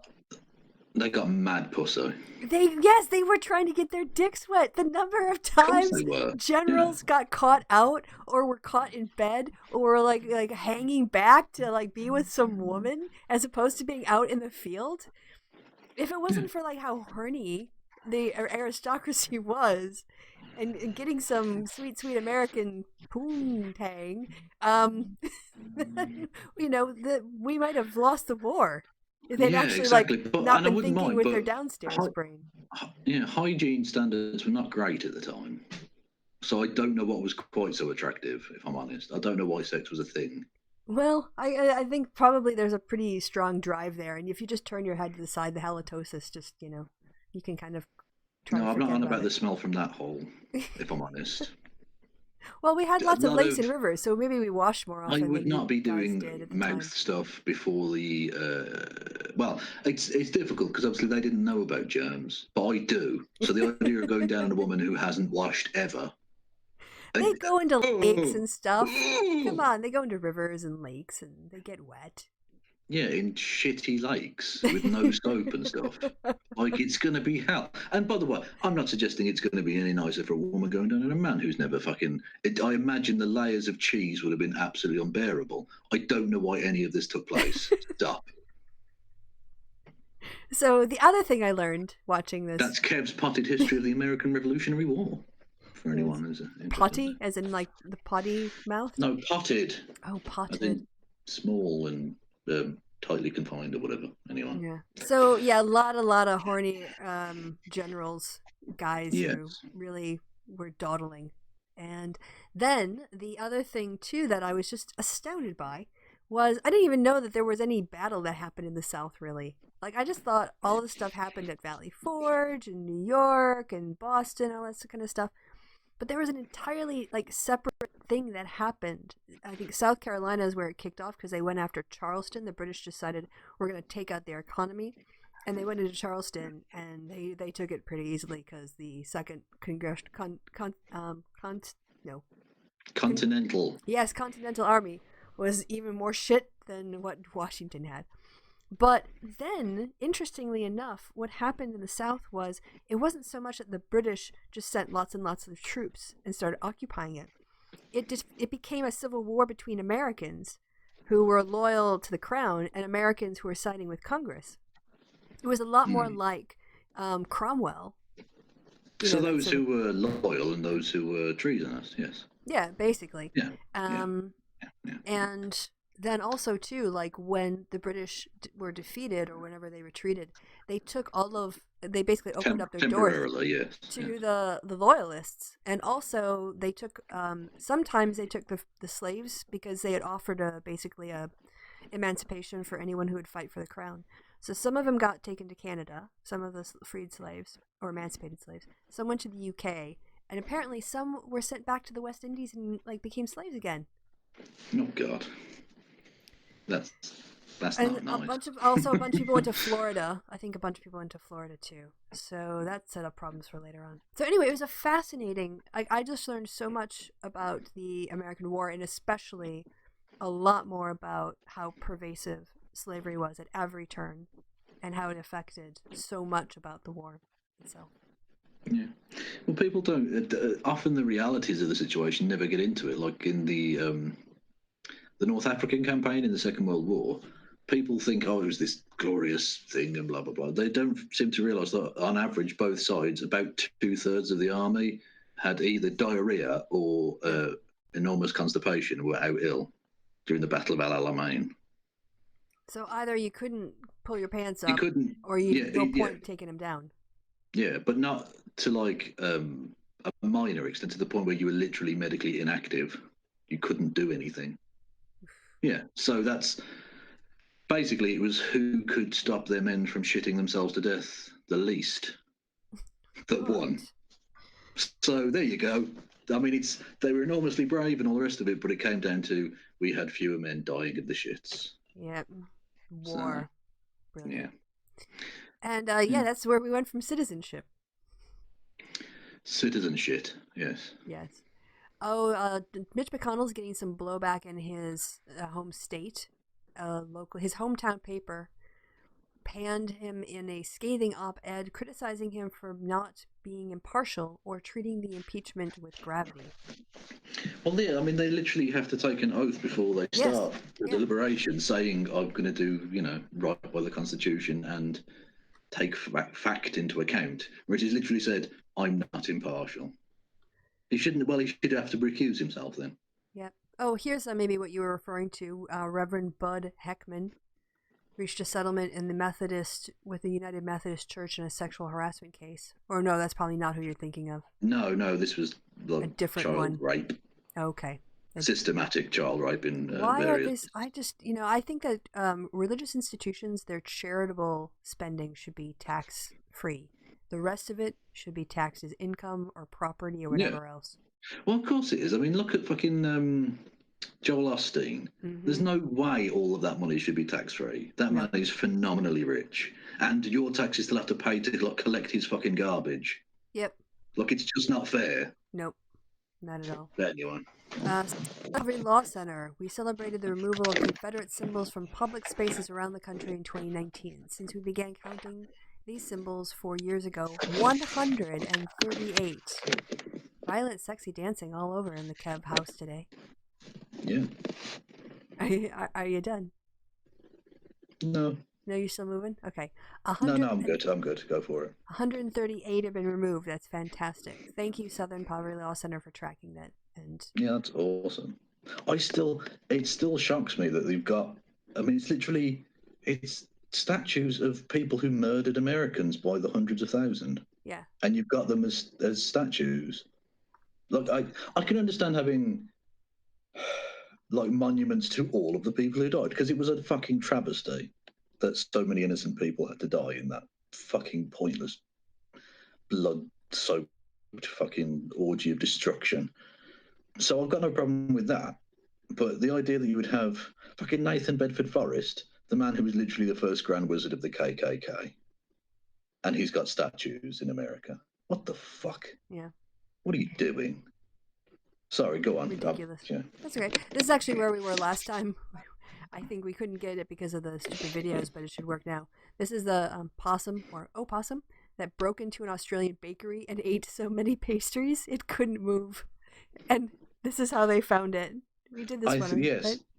I think we did this one before, and I tagged it as "This is my spirit animal." It's basically true.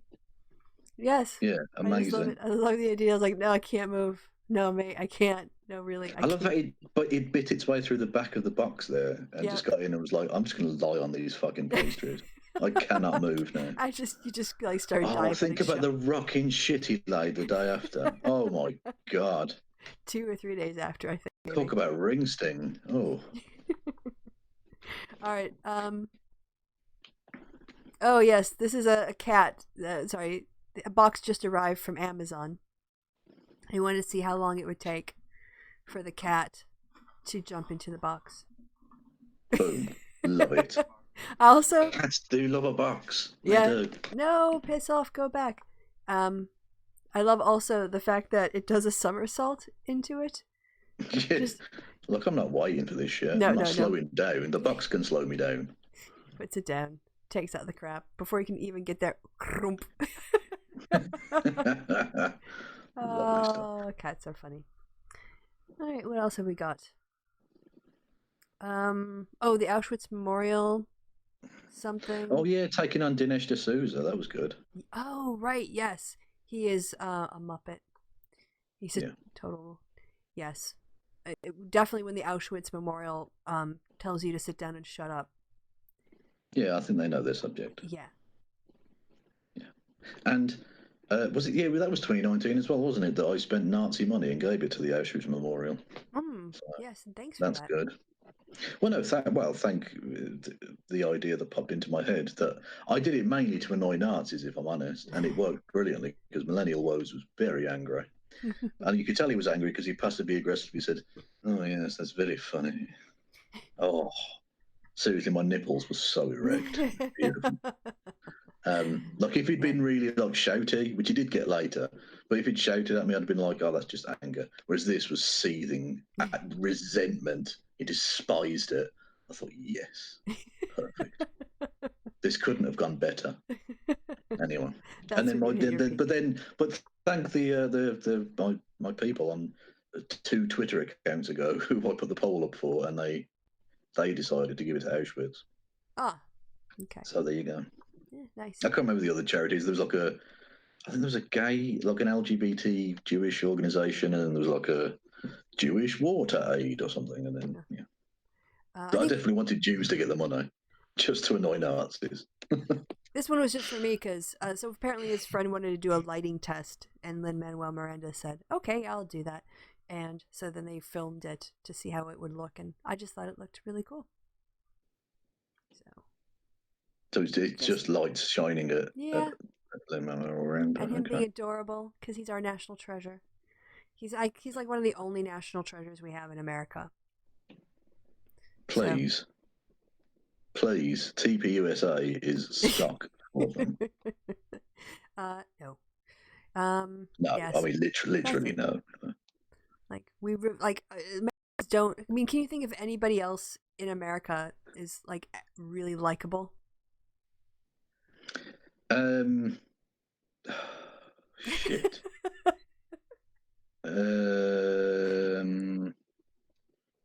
No. Oh, I guess some people would say Mark Ruffalo, but I think he's too. Jeff Goldblum. I don't know that he's a national treasure, but okay. Excuse me. Have you seen his performance in Independence Day? Yes, and in Jurassic Park. Yes. Well then, what more needs to be said? And in Thor Ragnarok.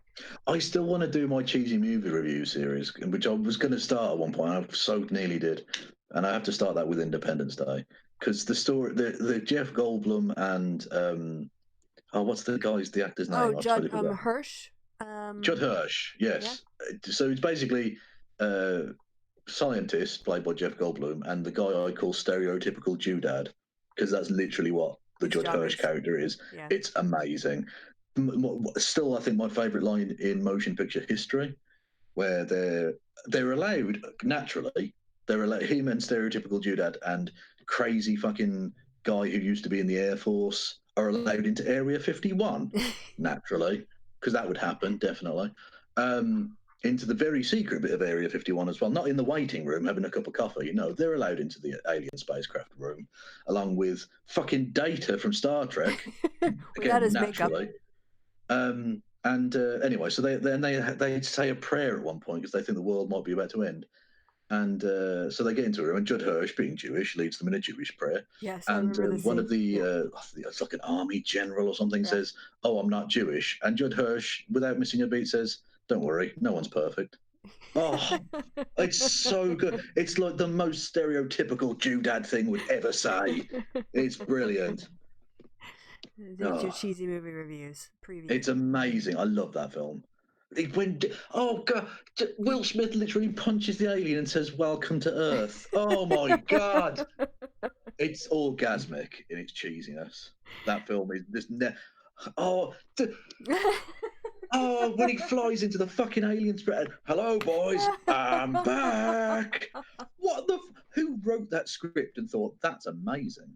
This doesn't sound like the cheesiest hackneyed bullshit that's ever existed. This is really good dialogue. Sorry, go on. No, I could literally sit here reciting lines from that all fucking day. I'm just more entertained by this than anything else we've done tonight. Just keep geeking out on Independence Day. I'm fascinated. It's amazing, yeah. Anyway, also Bill Pullman, greatest American fake president ever. Yeah, I'm and putting that out there. yeah, there's a lot of good chemistry, a lot of good humor in that. It's a very fun movie. I mean, he's not like any other president that's ever existed in real life, but it's he's pretty. It is a pretty inspiring character, and naturally, the president's fucking wife happens to randomly meet Will Smith's engaged betrothed to be Yes. in this hellscape. Totally believable. Definitely would happen. I remember my British friend like mocking that, saying something like, the Brits are just sitting around. Oh yeah, it was earlier than that. Someone else I knew back in the States is saying he was offended by the fact that the British characters, that all they do is someone said, "Oh, the Americans have worked out how to defeat them," and then the next character who also says with his British accent, "Well, it's about time," or something like that. Like the Brits are just sitting around waiting for the Americans to figure it out. Fucking Robert Loggia is in that film as well. Yes. Amazing. What a cast. It's actually quite a good cast, and the worst film ever made with such a good cast. But I have to say, the alien bit where he's got Data by the throat and is using him essentially as a talkie box, the human puppet, that's actually quite scary. Mm-hmm. That's genuinely quite an unsettling scene. But anyway, yeah. So do you love that movie, or do you? I fucking love it, but I know it's shit. And it's partly because it's so. I cannot believe a movie studio put that much money into it, because clearly for the time, like the special effects are shit by modern standards, but for the time it was like groundbreaking. So it must have cost a fucking fortune, and they brought in arguably the worst script writers in the history of mankind.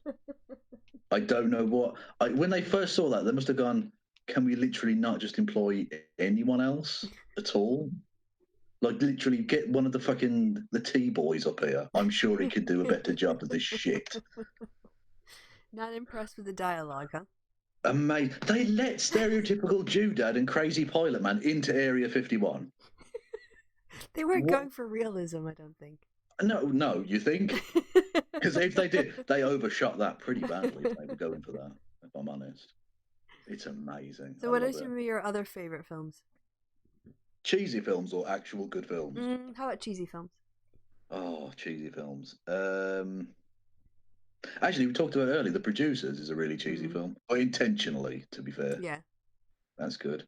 I like a lot of the cheesy TV as well. Like we talked about Columbo, didn't we? Yeah. Yes. God, Columbo's good.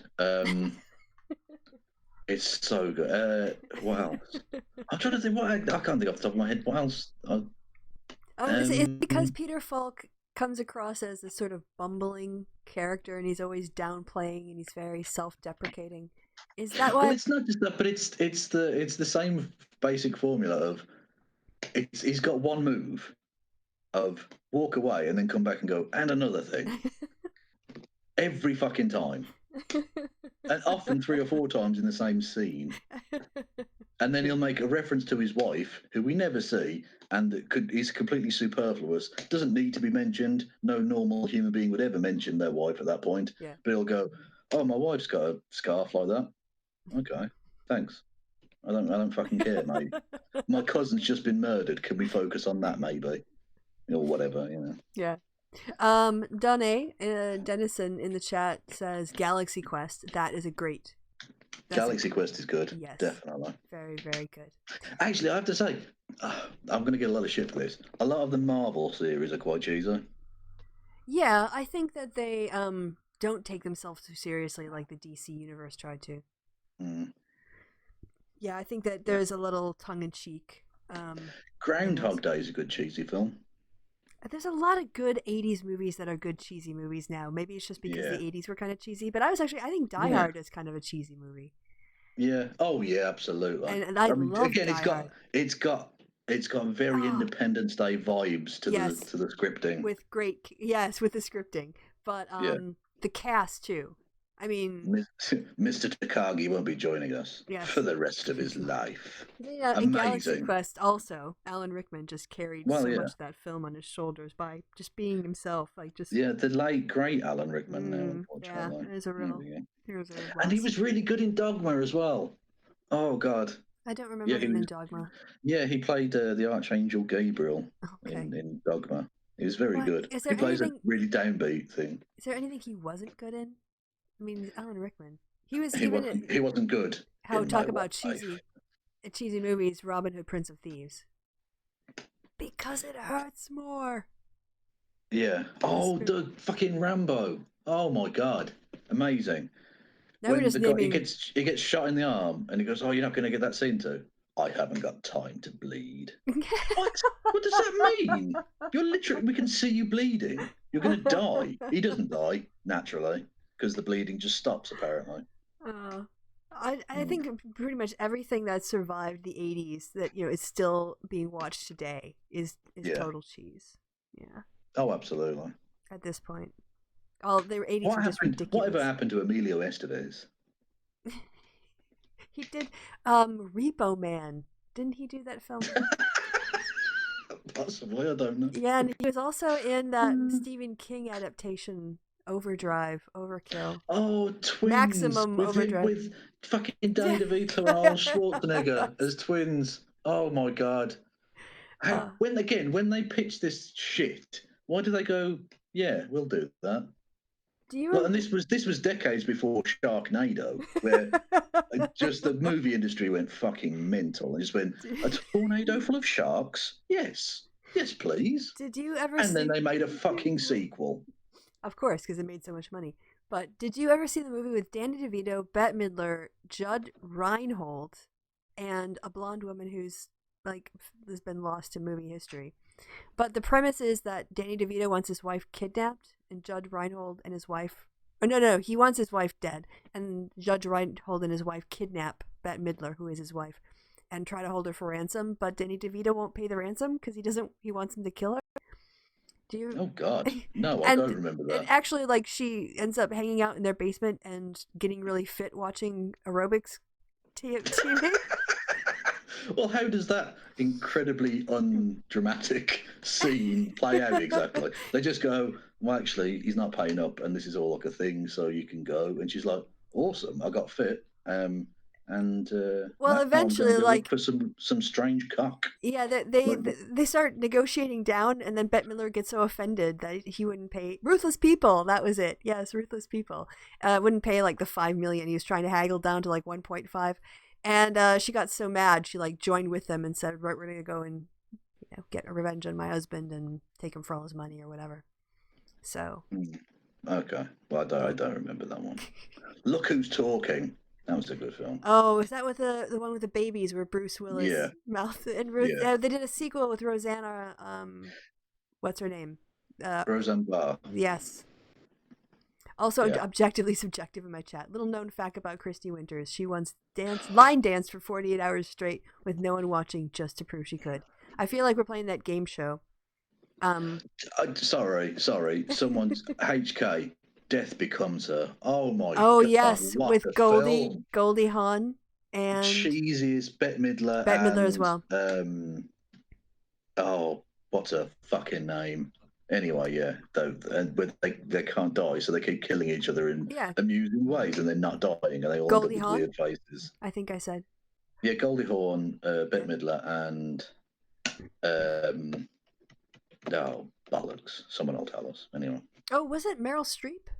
Meryl Streep. Yes, Thank you. that was Yeah. it. Yes, Meryl Streep. Because I remember they described the scene where Meryl Streep's body becomes young again, and they had this really complicated contraption that they put around her under her breasts to try to get that effect where so you see her like her bust line and both boobs sort of like push up like Yeah.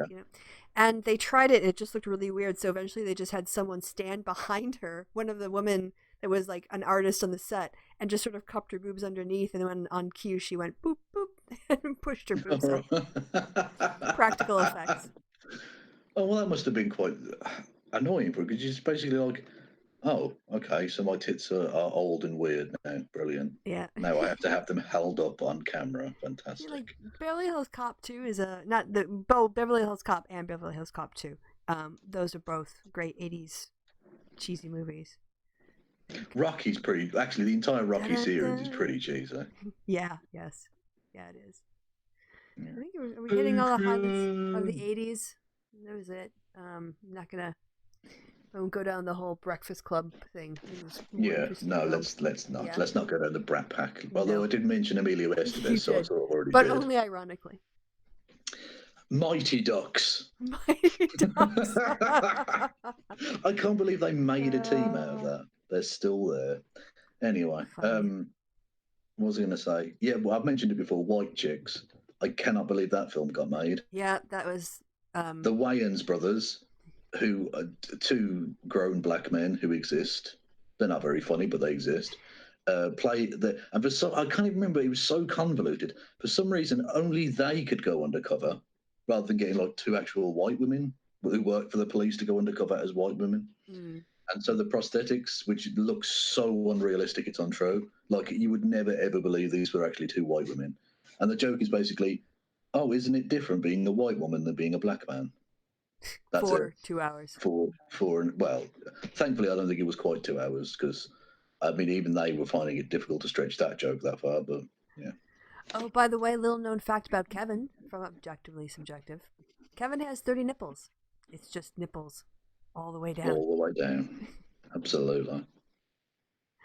Good Burger? I don't know. Is that a movie? Good Burger, yes, with oh, for fuck's sake, Sinbad. Oh gosh. And the Keenan and Kel. Okay, missed that one. Well, you missed a classic. I'll have to look it up. By which I mean a piece of shit, an absolute piece of garbage. But yeah, there we go. All right. Okay, what shit movies do you like, Krista? Tell me about your shit movies. Well, cheesy. I think The Princess Bride is kind of cheesy, but again, deliberately so, and in the best taste ever. So I also, I mean, I don't. It depends on how widely you want to categorize cheesy. I think a lot of Python, like Holy Grail, is pretty cheesy in some ways. But shit movies. What bad movies do I like watching? I don't. No, I think like for me, like Die Hard would be kind of like a guilty pleasure, or a comfort blanket kind of thing. Princess Bride I already mentioned. On a more highbrow level, I really like the Cyrano de Bergerac with Gerard Depardieu, and I you have to like make it foreign. I like Branagh's Henry V. I think he probably did the best Henry that I've seen on the screen. I know Olivier was a master, but the stage performance just doesn't translate to a modern audience, I don't think. I don't know. I've been watching so much stuff lately, it's kind of hard to keep it all straight in my head. It's kind of like trying to remember the last year and the happy hour titles. Yeah, with things that that must have been Point 3 years ago. Yeah, Point Break. And also, of course, then you have Bad Boys. Sorry. For me and Hot Fuzz, like Point Break and Bad Boys will now always be together. Yeah. No, which one do you want to watch first? Yeah. And then the bit at the end where he fires the gun in the air. Ah! Oh, it's so good. Still, my favourite pun in cinema history from Hot Fuzz, for he goes on about him. He owns a electrical shop or whatever, and he goes, he's a fridge magnet. He's a fridge magnet. It's so good. God damn. I didn't. The first time I saw that film, I didn't get that. I didn't pick up on it. And Yeah, then no, I the didn't second or either. third time, I was like, oh my God, how did I miss he's a fridge fridge magnet? magnet. Yeah, nuts. Anyway. Yes. What's it? Over Christmas as well, I watched Scott Pilgrim versus the World, and that is just Edgar Wright. It's like he must have bled Scott Pilgrim, because that movie is, I think, everything he ever wanted to make. So, oh yeah, Ferris Bueller's Day Off, another great 80s movie. Absolutely. Hell Comes to Frogtown with Rowdy Roddy Piper. Oh my God, Rowdy Roddy Piper. That is a name I've not thought about in must be 20 years. Yes. The old fucking wrestler. Oh God, if someone mentions Hacksaw Jim Duggan, I might come. I swear to God.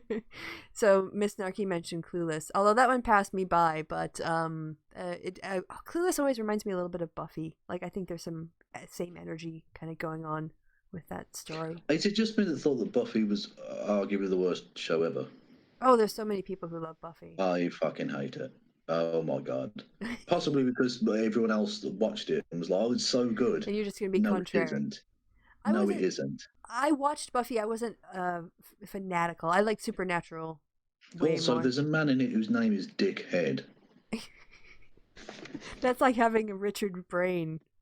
Dick Brain. Richard Brain. Oh no, it's Anthony Head, isn't it? Yes. So apologies, yeah. Yes. But I think his dad was called Richard also. Anyway, do you know Anthony Head was actually the original magician in Jonathan Creek? Really? If you go back and watch the very first episode, he plays the magician. And then he got offered the part on Buffy, and then when they picked up Jonathan Creek to actually film it, they had to bring in somebody else.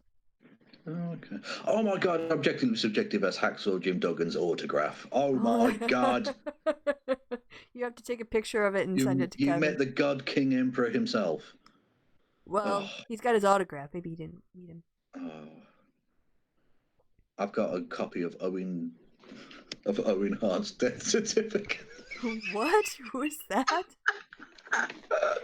Oh, that's a grim joke, is what that is, because he was a real wrestler who died. Anyway, yeah, he was. He probably would have been pretty old by now, to be fair. But yeah, he died in like a. Did he break his neck or something doing a thing? I don't remember. Ferris Bueller, by the way, officially, Ferris Bueller. What is that now? How many years on? 30-some years on. It's cheesy in retrospect. At the time, he was so cool, but now he's a little bit cheesy. Yeah, absolutely. That's the official verdict. Well, still one of my favorite.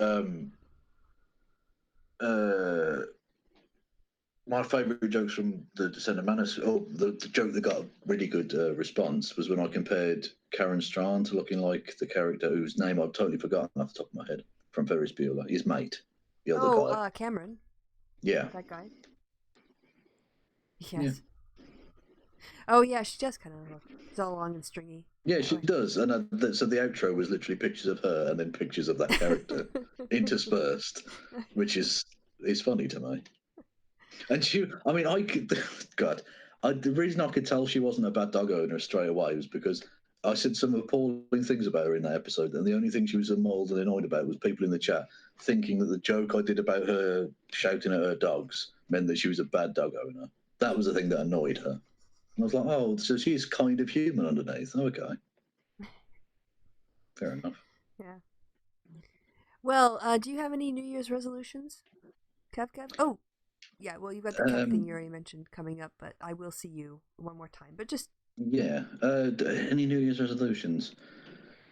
No is the answer. Basically, no. Take a look around the room, see if any struck inspiration in the last few seconds. Yeah. Lamp. No. I like lamp. I like table. Yeah. No, basically, no, I don't. What do you think I should do in the new year, Kristi? Oh, well, you already said you're gonna try to make more edited videos. Yeah. Well, I'm going to try and make some. So that would be more, yes. Where are you thinking about going with the Descent of Manosphere? Just the same, just plod along. I think the reason it's going to come to a grinding halt is because I'm going to be doing the ICMI 2019, but in 2020, obviously. For some reason they've taken months to like get around to actually releasing the speeches and stuff. So I've got all of the pre-interviews, and I've also got my opening joke lined up, which is going to be fucking hilarious. It's a prop-based visual joke. Oh yeah, I'm going fucking Wow. major league with this one. Yeah. So, but other than that, I can't actually like respond to anything because they haven't put anything out yet. So I who is don't on? I know. mean, I know you don't always discuss it, but like, who are you eyeing up? Like, is there a new generation of Manospherians that are out there? 'Cause you've been doing the series for a There's while. like this. There's a movement towards the tradcath side of Oh, things. is this like the Computing Forever's turn Yeah, toward the taking the church? God pill, which Yes. is, I mean, they can't think about anything other than in the form of pills, apparently, which is interesting. Especially given how transphobic they are, and literally the Matrix is a metaphor for realizing that one is transsexual or transgender, as would now be the correct terminology. But I remember the interview being transsexual. Anyway, this was the late 90s, remember, people. Oh, thanks, HK. Yeah, so tradcath people who that you may have seen an uptick in like conservatives going against porn on social media recently, and that's the kind of direction. So there'll probably be a few more of those types of people. There's a group, a collective. There's two of them who are. I've discussed this before about Nick Fuentes being a Hispanically named white nationalist, and I've got two of them. One of which I can't remember his exact name. It's something ridiculously Hispanic, like Fernando Gonzalez or something. Who's like a kind of weird pseudo white nationalist tradcath dude, which is amazing to me. Like, for fuck's sake, you couldn't be more not white nationalist material, but they wouldn't accept you in the ethno state, you fucking idiot. Anyway, and they do a thing called 1791, which is a really weird thing to call yourself, but it's named after the Diet of Worms, which is a Catholic old school Catholic convention, which it happened in 1791. So that tells you the kind of politics these people have. They're on the cutting edge of the Middle Ages. Yes, Oh, sorry, not very the. much. They are very much pre-Enlightenment. Yeah, the Catholics in the 1700s were like, like still in the 1200s. Or at least pre-Glorious Revolution, I suppose. Anyway, yeah. Yeah, but also, sorry, I did a quick little thanks HK because I thought it said £2. £20. That's less than 200 Canadian dollars, but still. It's still many. I think I'm gonna have to buy dinner for us when we meet up. Nicholas Fuentes. Well, if you want to get into these pants, you'd better. At least, well, Kev, don't give it away for free. That's Sargon's problem. I'm not some $2 hoe. Or a $2 steak. Or a $2 steak, but I am tough. So first of all, fuck you. Second of all. Okay. No, that was just a little callback to the pastor bit that happened fuck you. last year. And second point. Oh, 2019 was awful, but we laughed our way through it. Yeah. So, I don't really have any particular. I was saying this on my show earlier today. I don't really like the idea of New Year's resolutions because, like, changing myself for my whole life is like way too ambitious for one day. Like, I can't commit to that kind of shit. Like I'm gonna join a gym now. I got a 3-year commitment, and if I don't go, then I feel like I'm wasting money, and I never go enough to feel like just do something small then, like a bit of light genocide. Well, yeah, thanks for the suggestion. But I've decided to change it to a New Year's challenge as opposed to a resolution. Of killing all of the people. Okay, cool. I love to see you dreaming big, Kristi. Good. So there are 12 Romanesque churches in Cologne, and there are 12 months in 2020. So I thought I could do like a video on each of the Romanesque churches in Cologne. Well, I'm glad you said do a video, because I thought if you were going to say I'm just going to visit these churches, I was like, So you're just going to go to bits of your own town? I mean, that doesn't seem like a resolution. That's just like normal shit. That's a bit of, like running around the city. That's like, okay, I'm going to take a slightly different bus route. That's it. That's the New Year's resolution. Brilliant. Okay. That would be such a lame New Year's resolution. Now I want to do that one. I'm not even going to go to them. I'm going to go to the outside and take a selfie outside and then leave. I'm not even going to go in. Fuck it. Like, okay, I'm going to, instead of walking 2 minutes to my bus stop, I'm going to walk 9 minutes to my train stop. That's my New Year's resolution. Is it geographically? Is it dispersed, Cologne? Is there a lot of travel involved? Kind of. Yes and no. I mean, to get from one side of the city to the other, it can take 45 minutes or longer. How many people live there? About 1 million. Oh, so it's a goodly sized place then, yeah. Yeah. And there's also the suburbs, and then there's Deutz, which is the cross-eyed side of the river, which isn't really Cologne, but they call it Cologne. Cross-eyed side? Yeah, that's what they call it. So inbreds? Yeah. You never hate anybody as much as you hate the people right next to you. Yeah, obviously. Of course, that's the case, yeah. Unless you're both being slagged off by someone further, in a bigger city or some shit. Yeah, then you join together. Those people. Yeah, those people then suck more. Because they're even, they're near, but even farther away. And then you gotta unite against the outsiders. Yes. But, yes, she did. That's my idea. But she also ended up having to commit suicide. So, yeah. Well, yeah, but it's better to do that than to be taken down to Rome in a cage. And on that bombshell, from 1,000 fucking years ago. Yeah. Sorry actually, to spoil the ending. A lot more than that. Yeah. I forgot what I'm talking about now. So HK says, I love it when Kevin bursts into random chart pop songs out of nowhere. I don't do that. Oh no. Do a little dance. Make a little love. Make a little love. Get down tonight. I'll even follow up. At the car wash. Talking about the car wash, yeah. Now you know what it's like to be Roy Katz when Kevin just comes in the room singing at your face. I do. I literally do that all the fucking time. Chops just accepted it. Chops was just like, okay, whatever, he'll leave in a minute. I'll just stay still. Because Rory looks at you like you've just asked him for a lift to the airport or to help move house.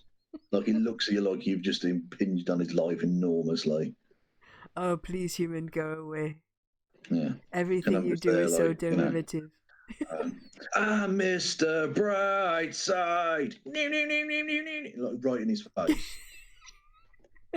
What we should do is we should get together and play. What was it? It's not Last Lines. It's from Mock the Week. It's the musical bit where you have to do the first part of a song.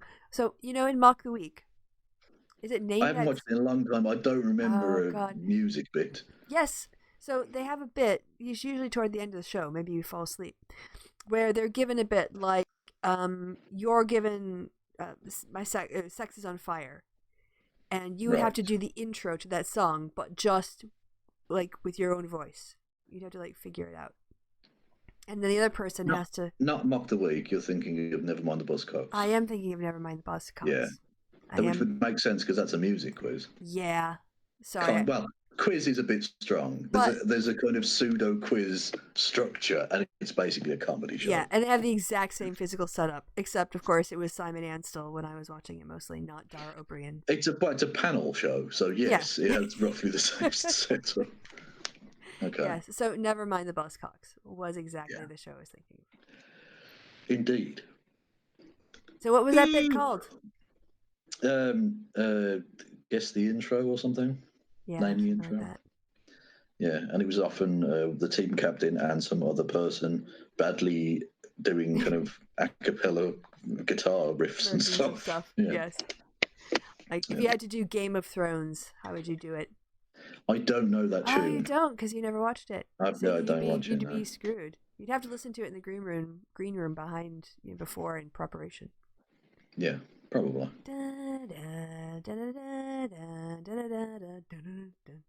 Something like that. With some kind of drumming noise. Well, okay, well that sounded like you were drumming in like a hollow room. Yeah, that Well, was my the room is radiator. hollow, but like a completely empty room. That was my radiator. Do you have any things in that room? A microphone. And That's all you need, because you just enjoy spitting rhymes. A sense of despair. Exactly, ennui. Yeah.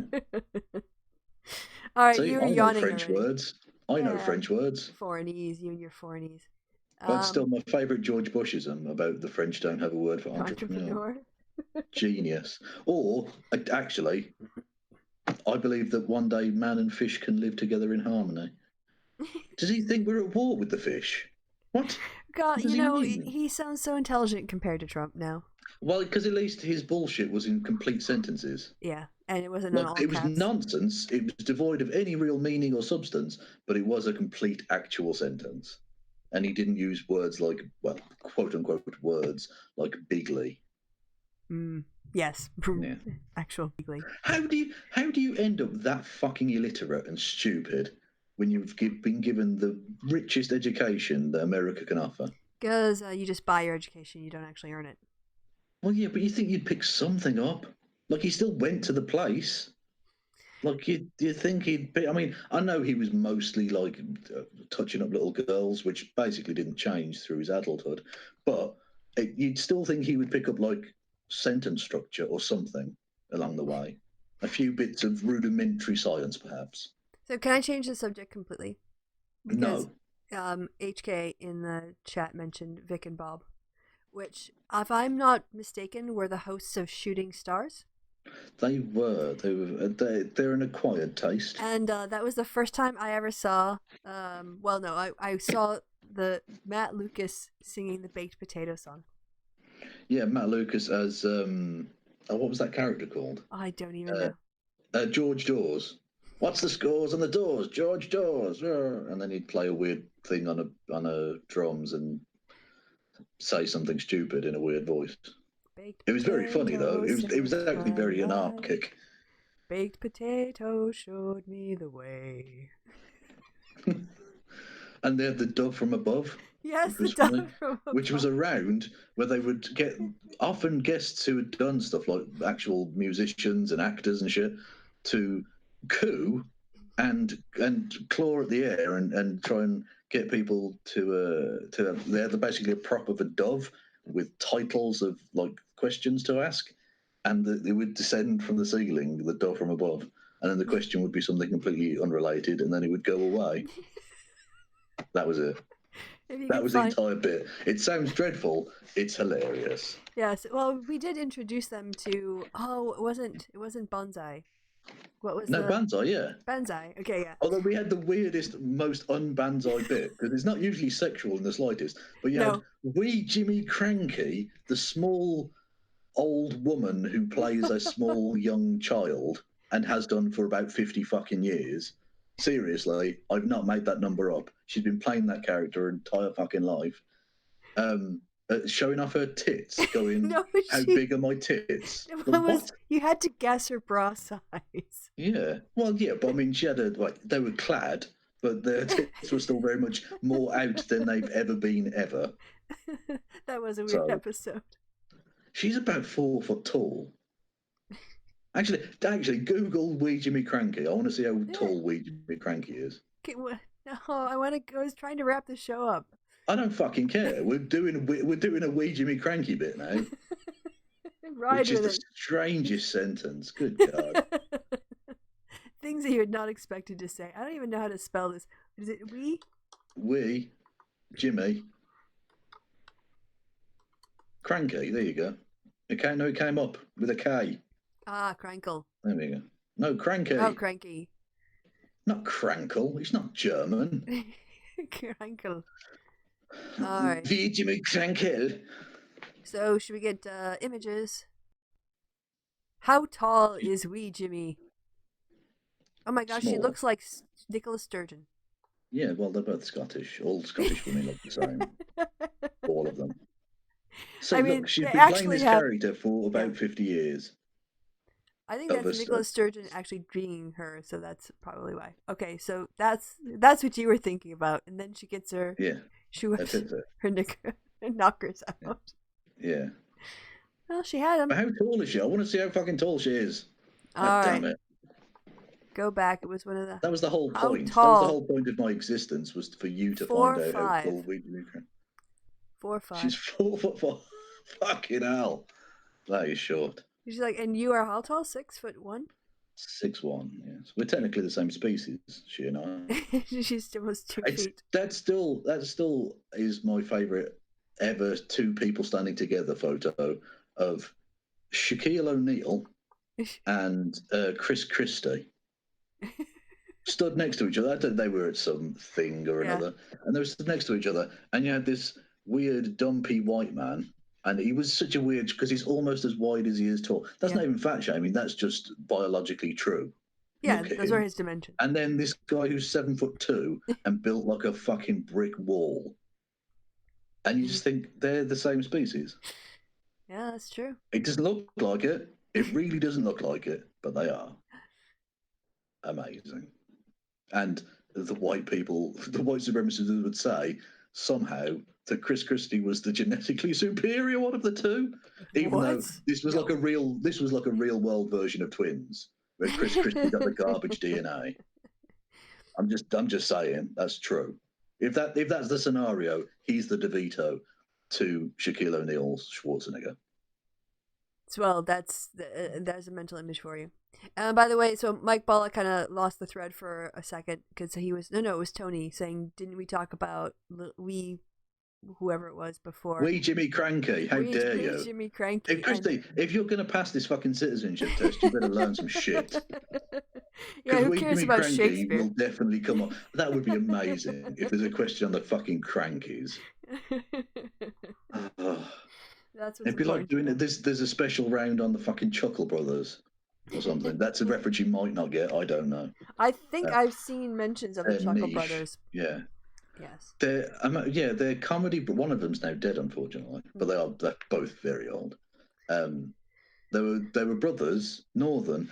They were sort of like Mr. Bean, but without the charm, and they talked, and their catchphrase was "to me, to you," when they were carrying things often, and they had a comedy TV's kid show, and they looked a bit like sort of maybe pederasts, and they had moustaches. That was their bit.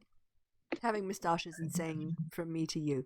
To me to you. To me to you. To me to you. To me to you. And then they'll do some slapstick comedy and fail to achieve the task that they'd been set.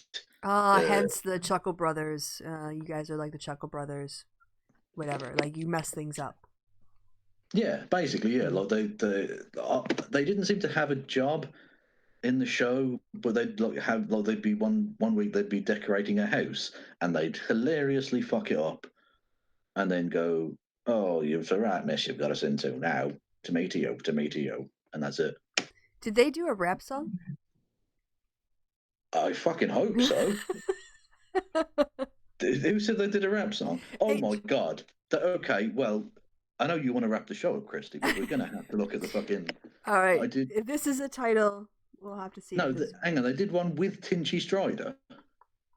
Tinchy Stryder's a British rapper chap. Okay. So, hang on. Are you saying they collaborated with Tinchy Stryder? Because that would be amazing. What happened? Yeah, I don't know. This is all HK in the chat. Don't ask me. I know nothing. I know nothing. Except my screen's gone mad. Okay, it's better now. They said they did that rap song and Tinchy Stryder, but maybe they're talking about something else in the chat. I don't know. Okay, but we could look it up then. What do I want? Oh, there we go. Hang on, no, it's in the HK's put it in the chat. Just click directly on it. We have to hear whatever the fuck this monstrosity is. All right, I've got to figure out. And it will be. I assure you. This I've never heard this. I didn't even know it existed. I think it just killed the chat. Is what it did. Okay, can I go back? All right, I have to. Oh, because that's not a proper window. That's the chat, isn't it? Yep. So you need to actually go onto a proper window and like. Yeah, I'll copy it. I'll copy it. Stop typing! Oh, you assholes in the chat. Don't type when I'm trying to highlight stuff. You don't know any better because you're lagged. It's okay. I'm not mad at you. I am. Kevin's always Well, mad. that's just because existence is pain. Yes. All right. I'm gonna make this take forever so you get bored. That's your punishment. Yeah, Kristi. Firstly, you don't know how much I want to see this. Really? This is because this was a show I watched as a youth, as a young child, and yeah, the idea of these two middle-aged / old as fuck white men doing a rap. All right, I'm gonna have to... I'll be honest, I'm slightly aroused. All right, so to me, to you, bruv. Right. Oh, for fuck's sake, they even got bruv. Oh no, it's oh god, 2014. I feel slightly nauseous. All right, first I can turn my stereo back on. It's these two are so. That's what he said. Reconnection. Oh, we dropped out for a second by the looks of it, but it's all back now. Oh no. Don't know what, you guys didn't miss anything. It's mostly us just setting up. Okay, I have no idea how loud this is gonna be, so. F64, yeah, we starting XBTV. I'm back. It's been a minute, but I got a couple things I want. Oh no way. Hello. Wait, I swear you're the Chuckle Brothers. You must be Barry. And his Nah, something's weird. Where's your ladders? In the van. Go get him, Barry. What now? Yeah. Attention. Oh yeah, it's me. Look up there, there's a lecturer exactly the pair I need. Now wait, in fact, let me ask you a question. One question. Just one, I respect you both to the welcome here, but who or what really brought you here? Dan, in his van. Silly question. Oh, cheeky and rude. I know my role. You play yours too and put them ladders up. Yeah, before you trip over the laces, tie up the How did we bring Kevin? Oh fucking hell! I can't breathe. You guys, you broke Kevin. You broke him. Oh, I've literally got tears pouring down my fucking face. Oh my god! How did I not know about this before? Where are your ladders? They're in my van.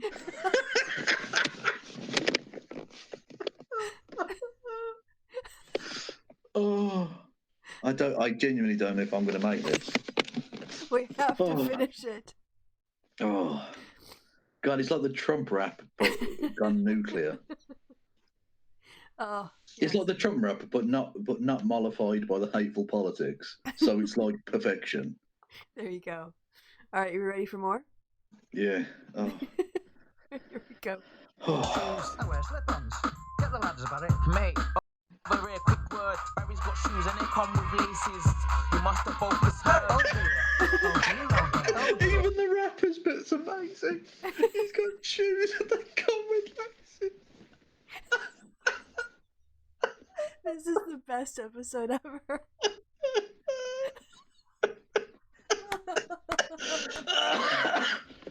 Fucking hell. Oh. He's got shoes and they come with laces.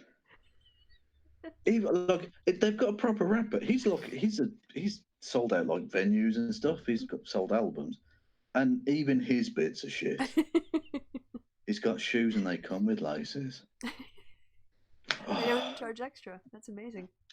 Yeah, I mean, well, cobblers. Hey. All right, you ready?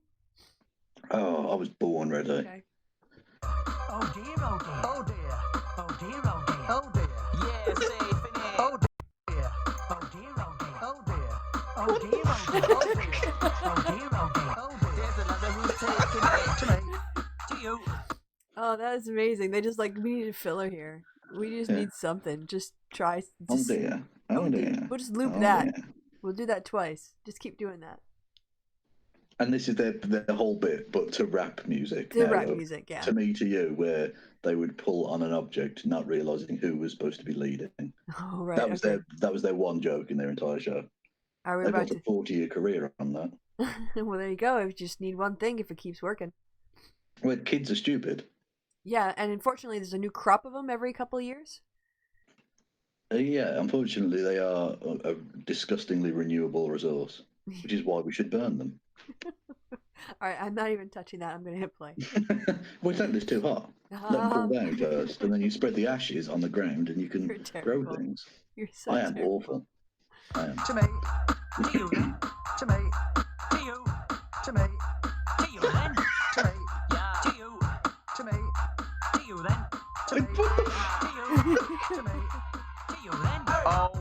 what that mean to you, to me, to you, to me, to you, stuff. We both got things to do from me to you, to me, to you, bruv. What? What that mean to you, to me, to you, to me, to you, stuff. We both got things to do from me to you, to me, to you. You two funny dudes. Jokes aside, no pun intended. Mind your own business. Tis our business. We want to sing a song. We could do a duet. Yeah, there's three of us. Nah, that's a step too far. In fact, if you went to the next two bars. Hibbity hop. A big old booty. Oh man, Oh dear. Oh dear. Oh dear. Oh dear. Oh dear. Oh dear. Oh dear. Oh dear. Oh dear. yeah, say I'm it sorry, again. I never thought I'd see Barry Chuckle doing gang signs. I don't know. My life's changed from this moment. I don't know it can ever be the same again. You feel like a different man now? I feel like my innocence has gone. My youth is broken. It's over. It's truly, well and truly over. Oh, to me, to you, to me, to you. Do you think they're going to copyright me. claim this now? Well, It might be good. the only money they make on their video all year. God, this has got fucking nearly 4 million views. Oh my god. I just love how Cassiopeia is like, I'm back. What the hell is going on in here? It was for charity, okay, but even so, fucking hell. Oh. Yeah, they're all doing a victory lap around your breaking Kevin. Just having you just like completely whimper and just Oh, it's amazing. I cannot get over he's got shoes they come with laces. That was the rapper that said that. That wasn't even the two old white dudes. That was the young, cool black dude who said that. he's struggling here. He's like trying to fill Yeah. bars. Yeah, but I mean, put a bit of fucking effort in, lad. You've got to rescue this fucking travesty. To me, to you, to me, to you. Oh, for fuck's sake. Go on. Let's get through this shit, because... All right, here we go. Oh, Oh dear. Oh dear. Oh dear. Oh dear. Oh dear. it's still going. Oh yeah. Oh dear. Oh dear. My time, your wasting it. So, what do you think, Tinchy? Do you think we should put down a track? Look, I met you at Keith Lemon's show, you know, and I said I got a leak. Ah, but it was great, mate. You know what I mean? You wanted to do it. You Of said, course, you can sing about a leak. They're playing What? This is ping just a pong. conversation. "We sing like so." Yeah, there's no rapping Nah, here. let's Yeah, but get we the can't Roy straight. sing Yo, songs. yo. You need to sing with us. I respect you, but, bro, please. Oh Please, dear, bro, oh bro. dear, oh dear, oh dear. All right then, Tinchy, we'll see you. Yeah, very good. See you then. Bye. To me. To you. That was just nonsense. To you then. Sorry, That that was- was just That was gibberish.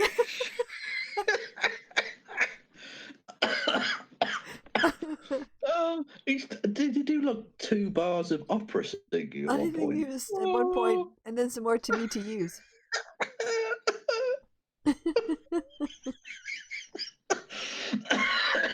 That was literally just a weird little conversation they had. Yeah, that had nothing to do. There was no rapping there. I met you at Keith Lemon's show. What? Okay. Oh, Oh, all right, we've I'm only got a minute sweating. left. I'm actually sweating. We have a minute left. To you. Oh my god. We can actually, there's the words. Tony found us the words to this, and I think he's gotten us a karaoke.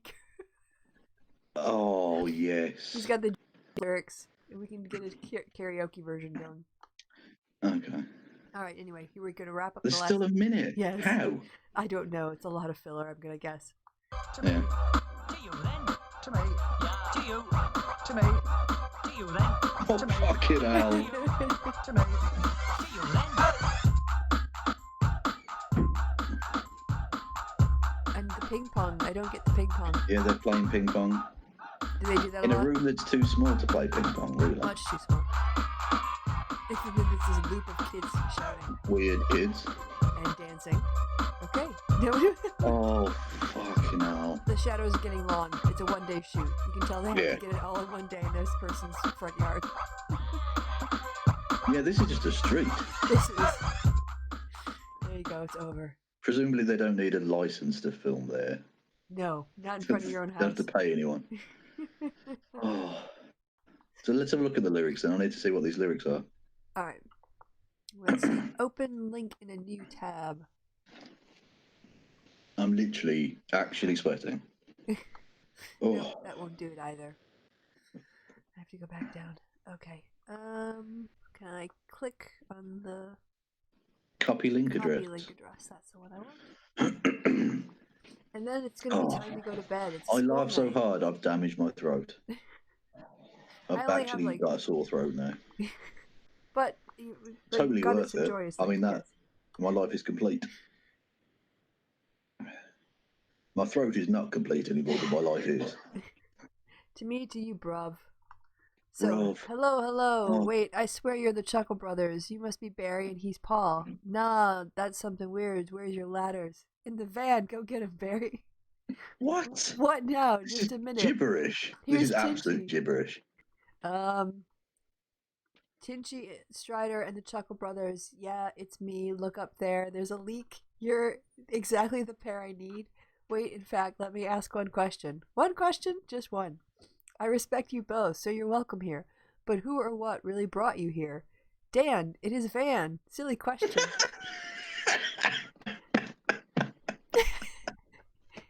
Yeah, what a silly question. Oh, cheeky and rude.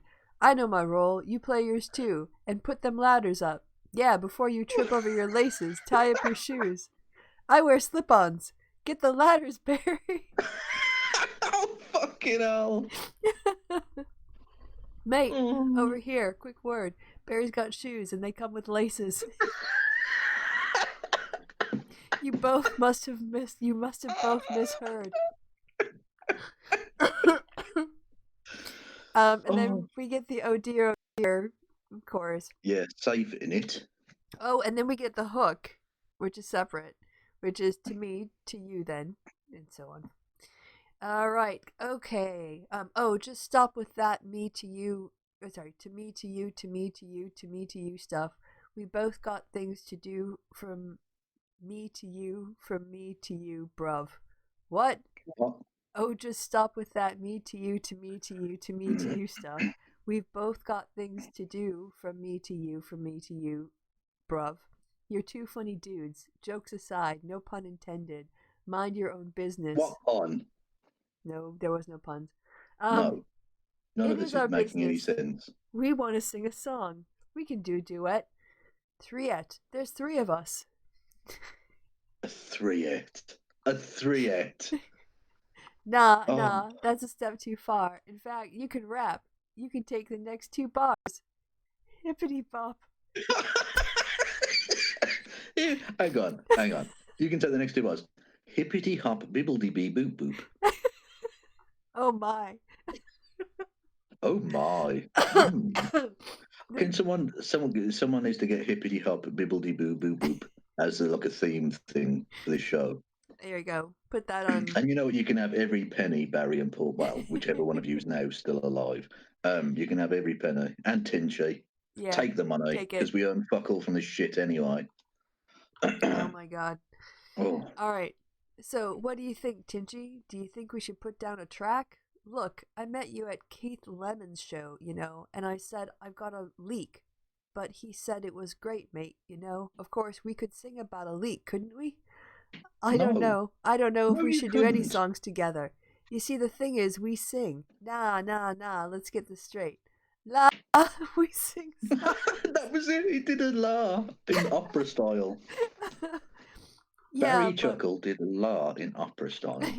Yeah, but it's the strangest sentence ever. Literally ever. You need to sing it with us. Nah, I respect you, but bruv, please. Oh dear, oh dear, oh dear, oh dear. All right then, Tinchy. Fucking hell. Tinchy, sorry. We'll see ya. Yeah, we better go then. See ya. Bye. And they were playing ping pong throughout this. In a room that's far too small for ping pong. I don't even know if they got the fucking table in there. Is not words. No. This is just Hibbledy hop, bibbidi boop bop. Literally, they it's just like recorded scatting. themselves. Yes. It's like scatting if you've got dementia. Oh. Ouch. All right. And on that bonus hour, because we've been going for 2.5 hours now, mate. Don't fucking start with that mate shit just because you got it up Pinchy and fucking Barry and Paul. Bruv. Oi, mate. Oi, bruv. Oh, he's got shoes. They come with laces. Wise words. That's a tune we can all dance to. That is a flag we can all salute. All right, my eyes are watering now. My nose is running. I have to get off the air because laughing at Literally, you. I think my larynx is now doesn't exist. So who do we have to blame? That was Tony. But that was for the lyrics. Who gave us the Yeah, HK? HK. So HK gave us money and that. And that gift, that precious. Yeah, that was precious worth more than lifelong- any amount of money could buy. Although clearly they were probably paid a lot for that nonsense. I know they said it was for charity. Sorry. Okay. Listening to you gasp for air. I couldn't breathe because you've got to bear in mind. Not only is that hilariously funny that these two middle-aged white dudes and an actual rapper did a thing, and it's so shit it's untrue, but that's from my childhood. Like, literally, I can't even explain the emotional toll of that. Of literally, because Barry and Paul Chuckle are like I know they've had sex in their lives, but they're like, to me, they're like kind of weird. Sexless. They live, like eunuchs. They've not had real lives. They're just Barry and Paul Chuckle, the funny people from TV when I was a kid. Let alone the fact that they've almost certainly eaten booty. Do you know what I mean? In like the olden days before soap. Yeah, exactly. I mean, they've gone down on some rotten minge. Absolutely. Anyway, and on that, happy 2019, everybody. Hope you was yeah, exactly. Merry Christmas, New Year, miss. Yay. Oh, that's such a fitting end for the happy hour for 2019. Yeah. Yes, absolutely. All right. Well, everyone who gave money, thank you guys so much. Appreciate that for the 20 Why? quid. You just saw this show. Why have you given this money? You're just encouraging. I mean, this is degeneracy. Just no doubt about it. Yes. We are the downfall of Western civilization, and I couldn't be prouder. Certainly, actually that's our thing for 2020. Let's breed white people out of existence. That's going to be your goal? I think so. I think we need to make people only have brown babies. Okay, well, Kevin's and got we'll just get that out there, and the Nazis can take that as a joke or not. Where does the irony end, Kristi? Who knows? Where does it begin and where does it end? Who knows? All right, exactly. So we get some butts in the chat. Oh, butt stuff in the chat? Butt stuff. Life isn't all about butthole pleasures. It's not another flag we can all salute. Only 90%. Exactly. It's mostly butt stuff. But don't forget, there's also the taint. So don't neglect your taint. Exactly. Ladies, gents, NBs, don't forget the taint. Good night. And on that bombshell. We've had a lot of them tonight. Thank you for a wonderful 2019. Well, at least, no, 2019 was shit, but spending it with you made it way less shit and sometimes actually a lot of fun. Well, thank you. That almost sounded like a backhanded compliment, but I'm going to take it positively. As a front-handed compliment. Exactly. You have made 2019 less shit. Yeah, which is actually saying something. That actually means something. Good. Yeah. 2019 was shit, but it would have been more shit without you. Yes, and on the here from the chat, because of the wisdom of the chat, as always, it's not a bombshell, it's a bombshell. It is a bombshell, but life isn't all about bombshell pleasures. Just note that. Just mostly. 95%. All right, so yeah, we taint pleasures. We hope you made your 2019 way, way, way less shit. And you and I will be talking in a couple days anyway, because I'll be on your channel for the Kekkies. Indeed. Look forward to that. And if you follow me on the social medias under my videos and stuff, then you can vote. It doesn't really matter, because, I've got funny bits for no matter what the result is. So, yeah. And we'll be ripping into, like, Tommy Robinson and stuff for an hour or two. Yeah, sounds good. Is there anything I should bring specially to the Kekkies? Like, are you having a red carpet event at all? Do I need a sponsor? Chris, if you're going to buy your carpet red, love, you go for it. That's entirely my your landing choice. strip. Exactly. Whereas I'm going full Brazilian for this year's Kekkies. You're going full commando? What? Brazilian. All right. The back sack and the crack. Back sack, crack, and smack. Smack. Yeah, I'm going to take lots of therapy as well. They're doing all kinds of. They're doing spleenus in the chat. Yeah. I'm going to inject heroin into my freshly shaven penis. There you go. Rub it on it. Exactly, yeah. It's like a salve. All right, I'm ending this nonsense now. People in the chat. You could and should have said that about an hour and a half ago. I know. And I kept blaming you. We wouldn't have had whatever that was. I don't even know how to describe it. I don't know, sublime. I think that's what when the romantics were talking about the sublime of something being so horrific that it actually awes you, and overwhelms you. This is what Wordsworth had in mind. Yes, Definitely. it was the Chuckle Brothers. Yeah, the Chuckle Brothers eating not rotten. rapping. All right, the 43 of you, or actually 42, because I'm one of them, watching this, you'll have to find something else to do now. But do come back because that still applies to you. You didn't have to exclude yourself from that. You will also have to find some. Who put anal darts? What? Now you just sound like a schoolmaster. Who put anal darts in the hangman game? Yeah, exactly. Who drew these cock and balls on the chalkboard? Come on now. Oh no. Oh no. That's a really, really good scrotum work. I want to compliment you. Exactly. I mean, the fact that you've gone with the curliest pubes I've ever seen. Kudos. That is a bold artistic choice. All right, well, come back for more of this nonsense in 2020. Could use some light around the shaft. Like some, shine. Give the impression of where the sunlight Exactly. is hitting it. Almost like a halo effect. It's very nice. Well done. You're a person with penis talent.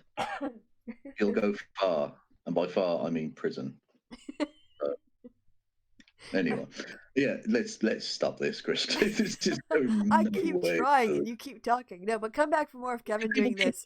Anal darts in the chat. What do you expect me to fucking do? Well, they're sharper than beads. Darts, please. Beads are rounder. Go for beads. Start with beads. I suppose.